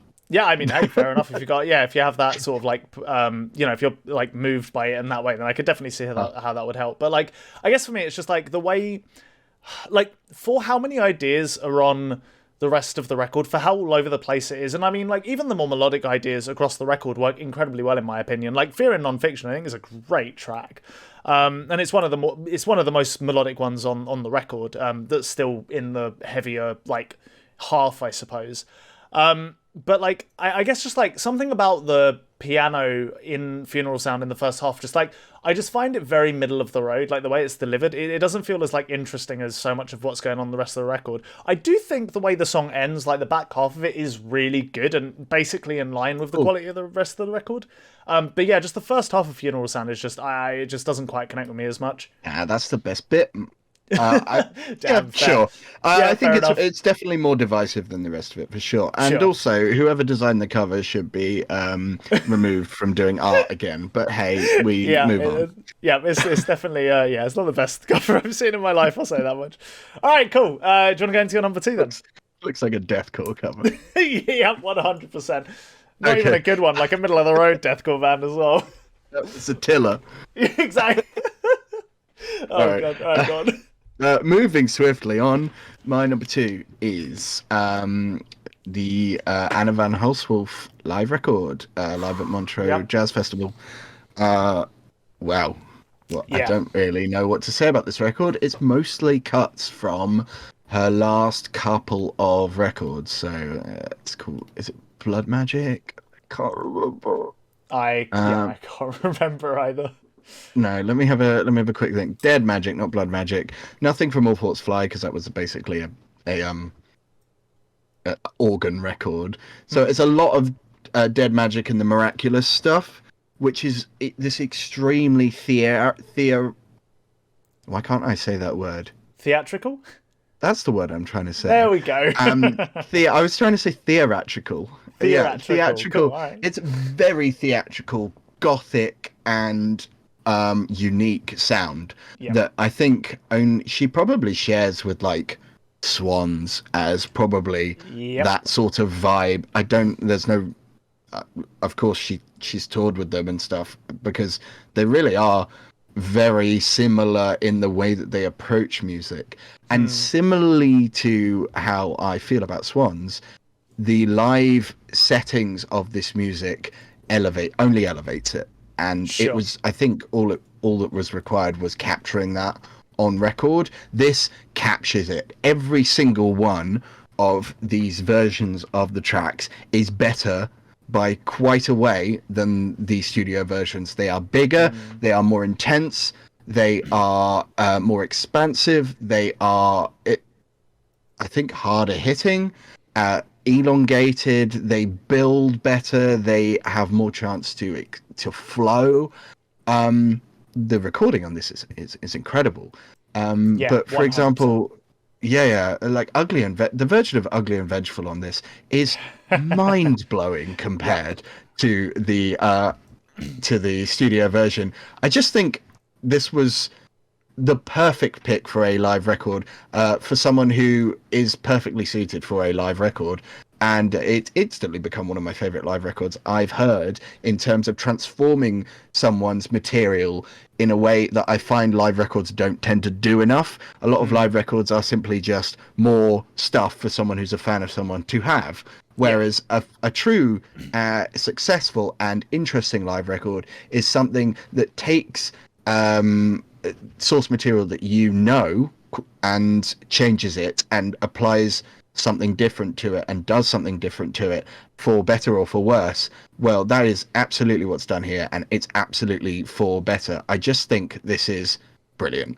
Yeah. No, I everything you've just said, I couldn't agree with more. This is an absolutely entrancing listen. Like from start to finish, it takes me to, oh man, I don't know what it is about, because like I'm not actually the biggest Anna von Houseworth fan. I'm vaguely familiar with the material on this album. I haven't listened to it a ton, but I have listened to it, and it's always been a case of this is I enjoy this. I think this is like some really interesting, cool music. She's got her own vibe for sure, but it just doesn't feel as alive as it does on this live record. I 100% agree. I've only listened to this really like a couple times, and it's just so goddamn memorable. Like I can remember almost all of it just from a few listens. It's so it's just so entrancing, and it's such a unique atmosphere that very few records put me in the headspace of. I think that comparison to Swans is perfect. There's a couple tracks on here that like really leans into that kind of like rhythmic repetition with like really tight musicians that just go on these insane jams that just they just transport you to a world of their own, like 100%. This is a brilliant record. I really, really love this, for sure. I think of all the records I listened to on your list, honestly, this is probably my favorite. Awesome. Yeah, this is the one that I've really, really connected with for sure. Goddamn, what a record! What a just monolithic sounding live record. Absolutely. I've never seen her live, and I'm desperate to now. I really If this is the caliber of performance that she's putting out, sign me up. No, 100%. So I've seen her once, and it was supporting. I think it was supporting. I want to say I saw her supporting Sun actually, but it was it was when she was doing the organ stuff. Which it didn't. It was not like it didn't come across quite like this. It was still like very good. Like she had a very solid performance for sure. But like this is just some next level shit. Like it's unreal.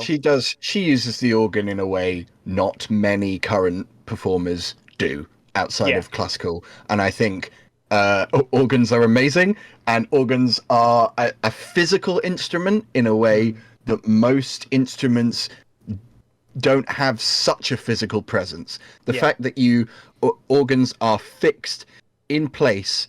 I could speak about organs for a long time, but do it. We had my drum hour earlier. It's time for Jack's TED Talk. Let's go. Okay. All right. So organs are, as an instrument, because they're fixed in place, each organ is a separate timbre, a separate voice, because you cannot remove an organ from the place in which it is set, which is usually a church. Churches have incredibly unique sonic profiles, and every church will sound different. Every setting of organ in different church will sound completely different. And I think that is almost gives it this grounded physicality and uniqueness that is underutilized as an instrument. Yeah, this is one of the first albums I've heard, at least current albums, where that's the organ as an instrument is used to a degree in which I think it is. And that's why one of the reasons I think this is such a powerful record is that use of organ. I think the last time I heard something that good in organ wise is probably in Yes is Close to the Edge. Wow, yeah, going back a while then, damn. Yeah, I just think it's great. Yeah. No, yeah, 100%. An organ. It's such a like unique instrument as well. Like, it really isn't. Yeah, I totally get what you mean by the almost like the physical presence of it. It does feel like something that, yeah, just is very unique, very grand, very. Yeah, I wouldn't know how to describe it. Almost like slightly otherworldly, almost, to be honest. Like there's something about organs that is very standout for sure. I'll tell you what it is. It's the fact that, again, when you're listening to an organ in person, the music and the setting of the organ is designed to disperse that instrument around a place as effectively as possible. So you are almost surrounded by the instrument when it is playing, which is an ethereal thing in itself. Usually when you listen to music, it's directed, coming from a specific place. It is on purposely not. And that is something that makes an organ almost a spiritual instrument. Sure. Okay, that's cool. All right, yeah, fair enough. Oh, we talked about organs enough. Hell yeah. Yeah, let's go for your number 2. Cool. All right. Well, still in the world of weird, slightly left field stuff, but definitely a very different vibe. My number 2 is the Black Midi record, Hellfire. Yeah. Yeah. Got a lot of things to say about this record. Black Midi are one of those bands that when they were coming up in a place that was very, very local to me. They came up in pretty much in the Windmill, which is like one particular venue in Brixton where a lot of this sort of UK post-punk stuff sort of started, actually. And I heard about them for a while. They got a lot of word of mouth around from their live show. I think they ended up like selling out the Windmill before they even had like a single song out. So it was very much like a combination of good management, very, very good like artists and performers, and just solid word of mouth essentially. And I got a chance to see them selling out the Electra Works by the time BM had dropped as a single. And I think right from there you could just tell there was something about this band. And the 2 records they put up for this one, I enjoy them both a lot. I think Schlagenheim is a really great, just a really great statement of a record, like showing just their appreciation for a variety of different genres, putting together some like really interesting songs, a solid appreciation for rock music in general, and yeah, just showcasing their musicianship. But it definitely felt like something that was a culmination of influences rather than something in and of itself unique. And on Cavalcade, I feel like they actually realised a lot of those more unique ambitions, but for me, that record was a bit more hit and miss. And I would say with this new record, Hellfire, is where all the stars have aligned, everything has kind of very much fallen into place, and this is just a record that is completely in a league of its own. There really isn't much else that I can think of that sounds like this. The album artwork is this absolute just mess and collage of all kinds of strange colours and shapes and abstract just like imagery, and all of that is a perfect representation of everything you're hearing on this record. This record is completely insane from start to finish. There are so many ideas and textures and just incredibly strange sounds that I haven't really heard on a rock record, period, just on any other rock record really. You've got these incredibly lush and kind of like, yeah, just incredibly lush and like instrumentally dense songs like Eat Men Eat. You've got the kind of disorientating as hell like jazzy math rocky songs like Sugar Zoo, and then you just have the utterly bizarre, borderline deranged, like insane songs like The Race is About to Begin and 27 Questions.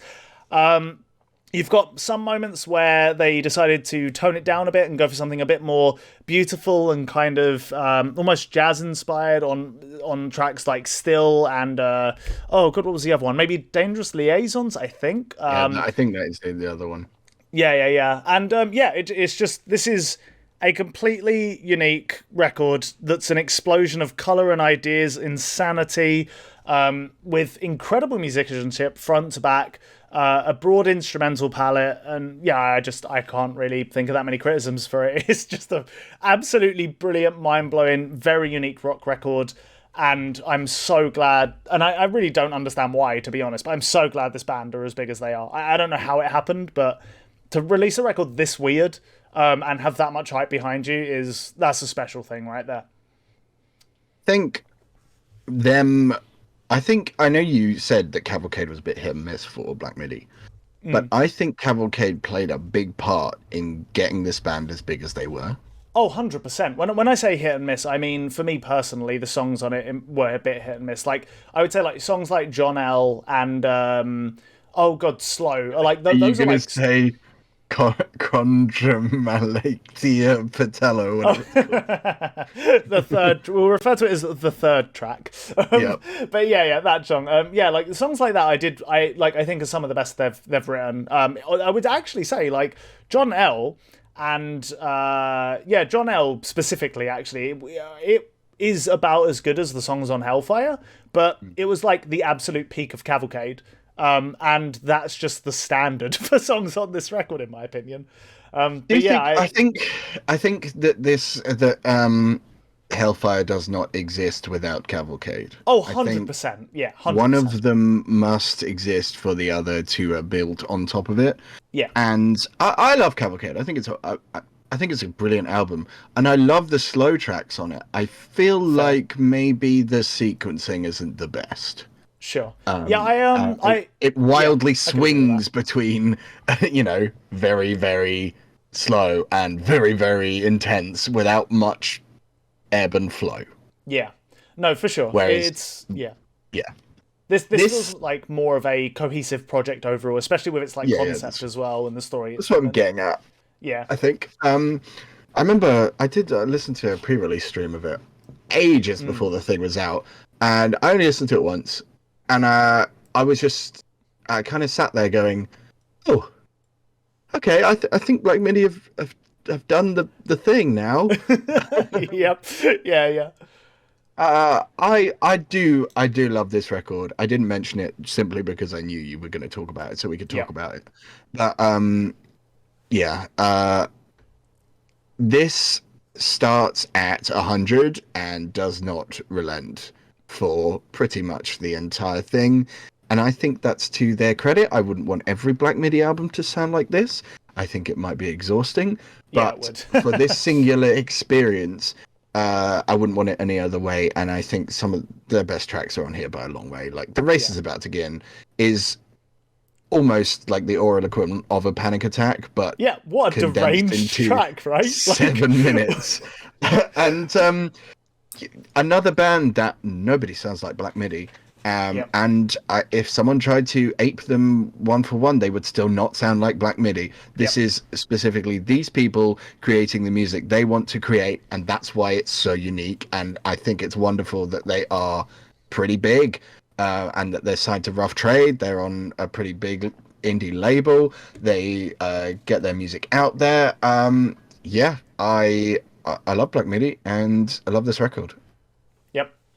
Yeah, just an incredible record. It's so... Man, it's just so unique. It's so, like...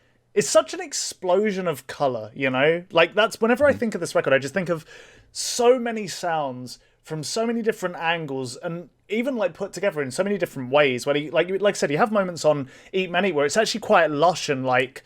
borderline beautiful, you know, and then you have, like you said, The Race is About to Begin. It's like 7 minutes for Panic Attack. It's just like so off kilter and deranged. It just, it's a mad record, an absolutely mad record, and it works. I think the vocals on this are we've got used to them now, how Black Midi sound, but the Hmm. vocals are so strange compared to what you would expect a normal vocalist Yeah, on indie rock or noise rock to sound like, and that yeah, melodicism is a huge part of what makes them so fantastic. yeah. And I, I I love that. I love that you can do something that you want to do and it be so weird, and people, that it shows you that it shows what it really shows you is it shows these huge conglomerate music organizations who are trying to take people and mold them into the best selling thing that they possibly can be, that actually letting people who are insanely talented just do what they feel like, the art that they want to create, it does not mean that they won't be successful, that Hmm. people should be trusted to make good music. And yeah, it's working out for them, and I love that. No, 100%. Just what a fucking record. What a moment in time for this band. And yeah, I hope they continue to crush it, really. They're doing like a record a year at this point. How they It's got the mad. time? I don't know how the fuck they've done it. Yeah, 100%. It's crazy. Oh, all right. So I know what your number one is because by process of elimination we've gotten to it. And you know what? I gotta say, the record you're about to get for number one, it really is a little piece of you in That's what I it. say about this, right? Like Yeah, this record is just all of the things that I know are like my go-tos all together, put yeah. together perfectly. So yeah, my number one um is Holy Fawn's new record. Um I just, yeah. What can I say about this? I don't know. It's an amalgamation of like of post rock, of sludge, of shoegaze, of dream pop, all together in an incredibly beautiful but incredibly heavy record that I think is probably, if someone told me create your perfect genre mashup, it probably sounds something like this. Yeah, fair. I have a weakness for this. It's called Dimensional Bleed. I just forgot what it was called for some reason. Um, but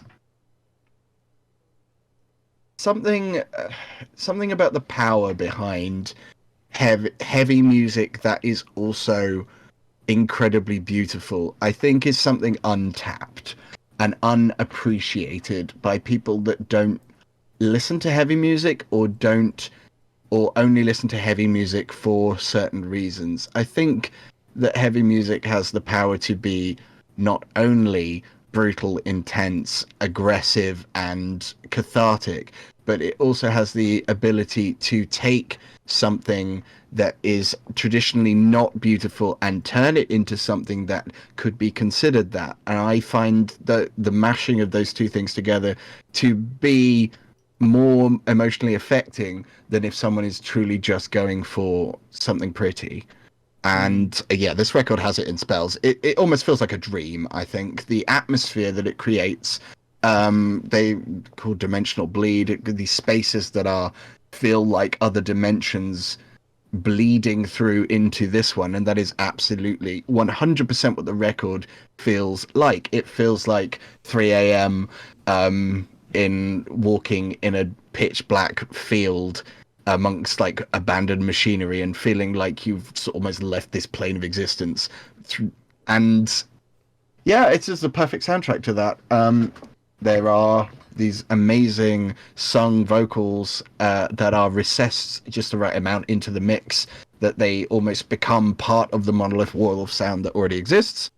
And screams and harsh vocals that are also recessed perfectly enough into the wall of sound that they are not oppressive, they are not overpowering, they simply become more of the atmosphere. And some amazing tracks on here. I think Death as a Relief was a single, brilliant single. Lift Hmm. Your Head is a beautiful track that progresses wonderfully. And then you got your hard, like heavy atmospheric bangers like the title track. And then the best track on the album, Sightless, is just this marching, plodding sort of gradually growing intensity track that by the end you just feel totally enveloped by it. And then of course you have your token beautiful post-rock record, post-rock track in True Loss, which is one of the best examples of such a track. It can be a cliche, but I think if you do it well, there's no reason that that's a bad thing. And this is a perfect example of that. Yeah, I love this record. I do admit that everyone else might not love this record as much as me, unless you specifically cater to my influences that I love so much. But no matter what, they've set out to do one thing, and they have, I think, perfected it. Yeah, no, I think this record is definitely not as up my alley than it is yours. But like, I can absolutely appreciate this record. So, and I mean, I'm speaking as if I don't like this record. This record is a very fucking good record. Yeah, no, they have done such a good. I would almost, in a way, compare this to the Chat Pile record, in they've combined this set of sounds that you really just don't hear that like kind of that much together, and it's created something utterly unique out of that kind of amalgamation, essentially. But yeah, the sense of this record being like otherworldly and utterly monolithic and almost like incomprehensible comes across so much. This is such just like wall of a sound of a record. Like there is nothing that I've heard that really sounds like this. I've heard like bits and pieces here and there that I can compare to like other bands and artists and whatnot, but like as a collective experience, this is like more monolithic than basically like 99.999% of other stuff I've heard. This is one hell of an experience for sure. It's at times incredibly intense, incredibly heavy, like you said. But yeah, there's just so much beauty laced into this because of the sounds I choose to draw from, for sure. This is a very, very worthy number one, I think. And I could totally understand how it would be like, yeah, this is just a record that was made for me personally. It's like, every so often one of those comes along and you just have to be like, thank you, appreciate that. Yeah, exactly. I will take that. That's mine now. Thank you. I'm trying not to burn this one out by listening to it too much, but it's very difficult not to listen to it constantly all the time, 24/7. It does everything it sets out to do incredibly well. Like the production is spot on for what it's doing. The performances are fucking incredibly powerful. Great record for sure. All right, I'm out. It's time for your number one. All right, I think I know what it is. Yeah, I think you do too. This has got to be. This record is the earliest in a year that I've ever listened to an album and just gone, well, that's my number one. I don't think this is going to change at all. And lo and behold, it did not. So my number one is the new Black Country New Road record, Ants from Up There. I didn't see this one coming at all. I was not a fan of the debut. I don't like the debut. The debut is like okay. It's okay. I think it wears its influences a bit too hard on its sleeve. It has moments where it's just not as interesting as it could be. There's some cool ideas in there. You can tell that the group gel well together, and they have some I think the intro track on the first record is actually like one of my favorites because it has such a unique drawing from that kind of like Jesuit style of music, style of folk music. Just it's such a unique angle for them to take, and it's like almost a shame that isn't there on more of the record, in my opinion, because the rest of it just kind of fell a bit flat for me. Not that I hate it or anything; it's okay. I feel like it relied a lot on the fact that its lyrics were these hyper specific, of almost oddly presented things that we hadn't really heard before, and that novelty has sort of worn off. Yeah, no, 100%. Yeah, I think that's a large part of it. So, with that being said, lo and behold, I did not see this coming. I can't believe I listened to this record and was like, just so emotionally moved by it, and while still being this kind of like celebration of just all of these different instruments and sounds, and being this like incredibly like theatrical and like over the top, like almost chamber pop inspired type thing. I don't know what to say about this record. This has really took me by surprise. Essentially what you're getting across this record is just these explosions of these kind of like really jammed out like rock songs that are delivered with a ton of just instrumental variety. So you're getting like a variety of strings, you're getting keys, you're getting various wind instruments, you're getting just this huge instrumental palette that all aids to make this like absolutely beautiful collage of, yeah, just explosive, kind of theatrical music, really. But at the same time, throughout the whole record, it's like devastatingly sad. And I haven't really heard much that's straddled that line so perfectly. Like the fact that 2 days before this record came out, the lead singer quit the band because of the mental strain it was having on him. Don't blame him. I heard the record. Yeah, exactly right. Like, it comes across so well in the record, and yet on paper, with the instruments and the way everything's delivered, it feels like it should be such a like blissful and kind of like euphoric experience, and it still is. It's such a like, it's such a head fuck to listen to this record. Yeah, I really struggle to describe moments of it because like it's such a juxtaposition of emotions that still feels incredibly cohesive and not messy. And like individually, these songs are just like fucking brilliant. Chaos Space Marine, incredibly energetic, very chamber pop influenced opener with all of these just different instruments firing off in all different directions. Concord is like this. They are also Chaos Space Marines are the coolest Warhammer 40k race as well. So, you know, very true, very true. Then you get like songs like Concord and Bread Song that bring down the tempo quite a lot. They're these slower, more like kind of acoustic ballady type songs that you would expect if you heard the first record, but there's just a lot more texture to them, a lot more detail like written into them, like little rhythmic variations that pop off that feel like they were, you know, completely jammed out organically just in a session, but they still feel incredibly well crafted and specific, you know? And then, you know, the record just kind of keeps going, banging out these incredible songs, and then then Mark's theme plays, and you get 3 songs that are all roughly 10 minutes long and are the best thing on the record so far. And it just absolutely blows my mind. Like, The Place Where I Insert the Blade, Snow Globes, and Basketball Shoes are these absolute emotional odysseys that are like just perfectly, beautifully devastating. And all of them are really quite different as well. Like, The Place Where I Insert the Blade keeps that kind of like theatrical energy that I think a lot of the record has up until that point. Snow Globes is essentially a post-rock song with like free jazz, like formless drumming all over it that just works so much better than it has any right to. And Basketball Shoes is the 12-minute closer that deserves and earns every single second in its runtime. And I don't think I could give it higher praise than that, really. Yeah, I don't know. This is like a miraculous record, in my opinion. This is the best record I've not only heard this year, but like this is the best record I've heard since like the last 10 out of 10 that I heard. Yeah, I don't know what to say. This is just... Is it a 10? For me, no, it's just... this is as close as you could get to a 10 for me without actually being a 10. That's high praise coming from you.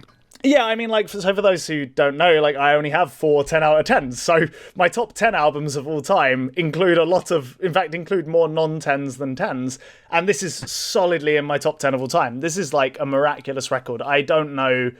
Yeah, I am absolutely mind blown every time I listen to this. Like, every time I listen to it, I just get that sheer visceral, like, emotional devastation that comes through. But it's so theatrical and euphoric at the same time. And it just sends chills down my spine every time. What a fucking record. I don't know what else to say. It's the best record of the year, in my opinion. One of the best records I've had in a while. God damn. This is another one that, you know, if I probably would have been easily in my top 10 if I had known that it wasn't going to be something we'd talk about already in yours. I feel like there are 2 sides to this record. There is the first side, which are these amazingly put together individual songs that feel almost loose in the way that they're constructed, but at the same time are so precise. Yeah. And the line between those 2 things is very hard to pull off, and they seem to pull it off with incredible ease. Yeah. I don't understand how this sort of amalgamation of these different instruments that you don't tend to see together in this setting working amazingly, perfectly, naturally, like they've always existed like this in every single pop band that's ever existed. Suddenly here, with Isaac's vocals in this being again something you never hear. This type of vocals sounding like Divine Comedy or something similar like that, but they are again feel completely natural in this context. And then you get all the way down and you think this is amazing and intense and profound songwriting until you get to the last three tracks, and the last three tracks just feel like release, like someone releasing every emotion they've ever had in their entire life in the space of 30 minutes. Yeah. You, like you said, the place where you insert the blade is this kind of almost barcarolle styles swinging track, but that feels like a lament that you'd hear at a funeral for someone that you'd lost, with so much emotion in that way, theatrical and intense. And Snow Globes feels like being buried under an avalanche of the similar emotions. And Basketball Shoes is almost like a send-off for the everything that you've just heard in the entire record, but perfectly encapsulated into 12 minutes. It's it's a good record. Yeah. Yep, pretty good record.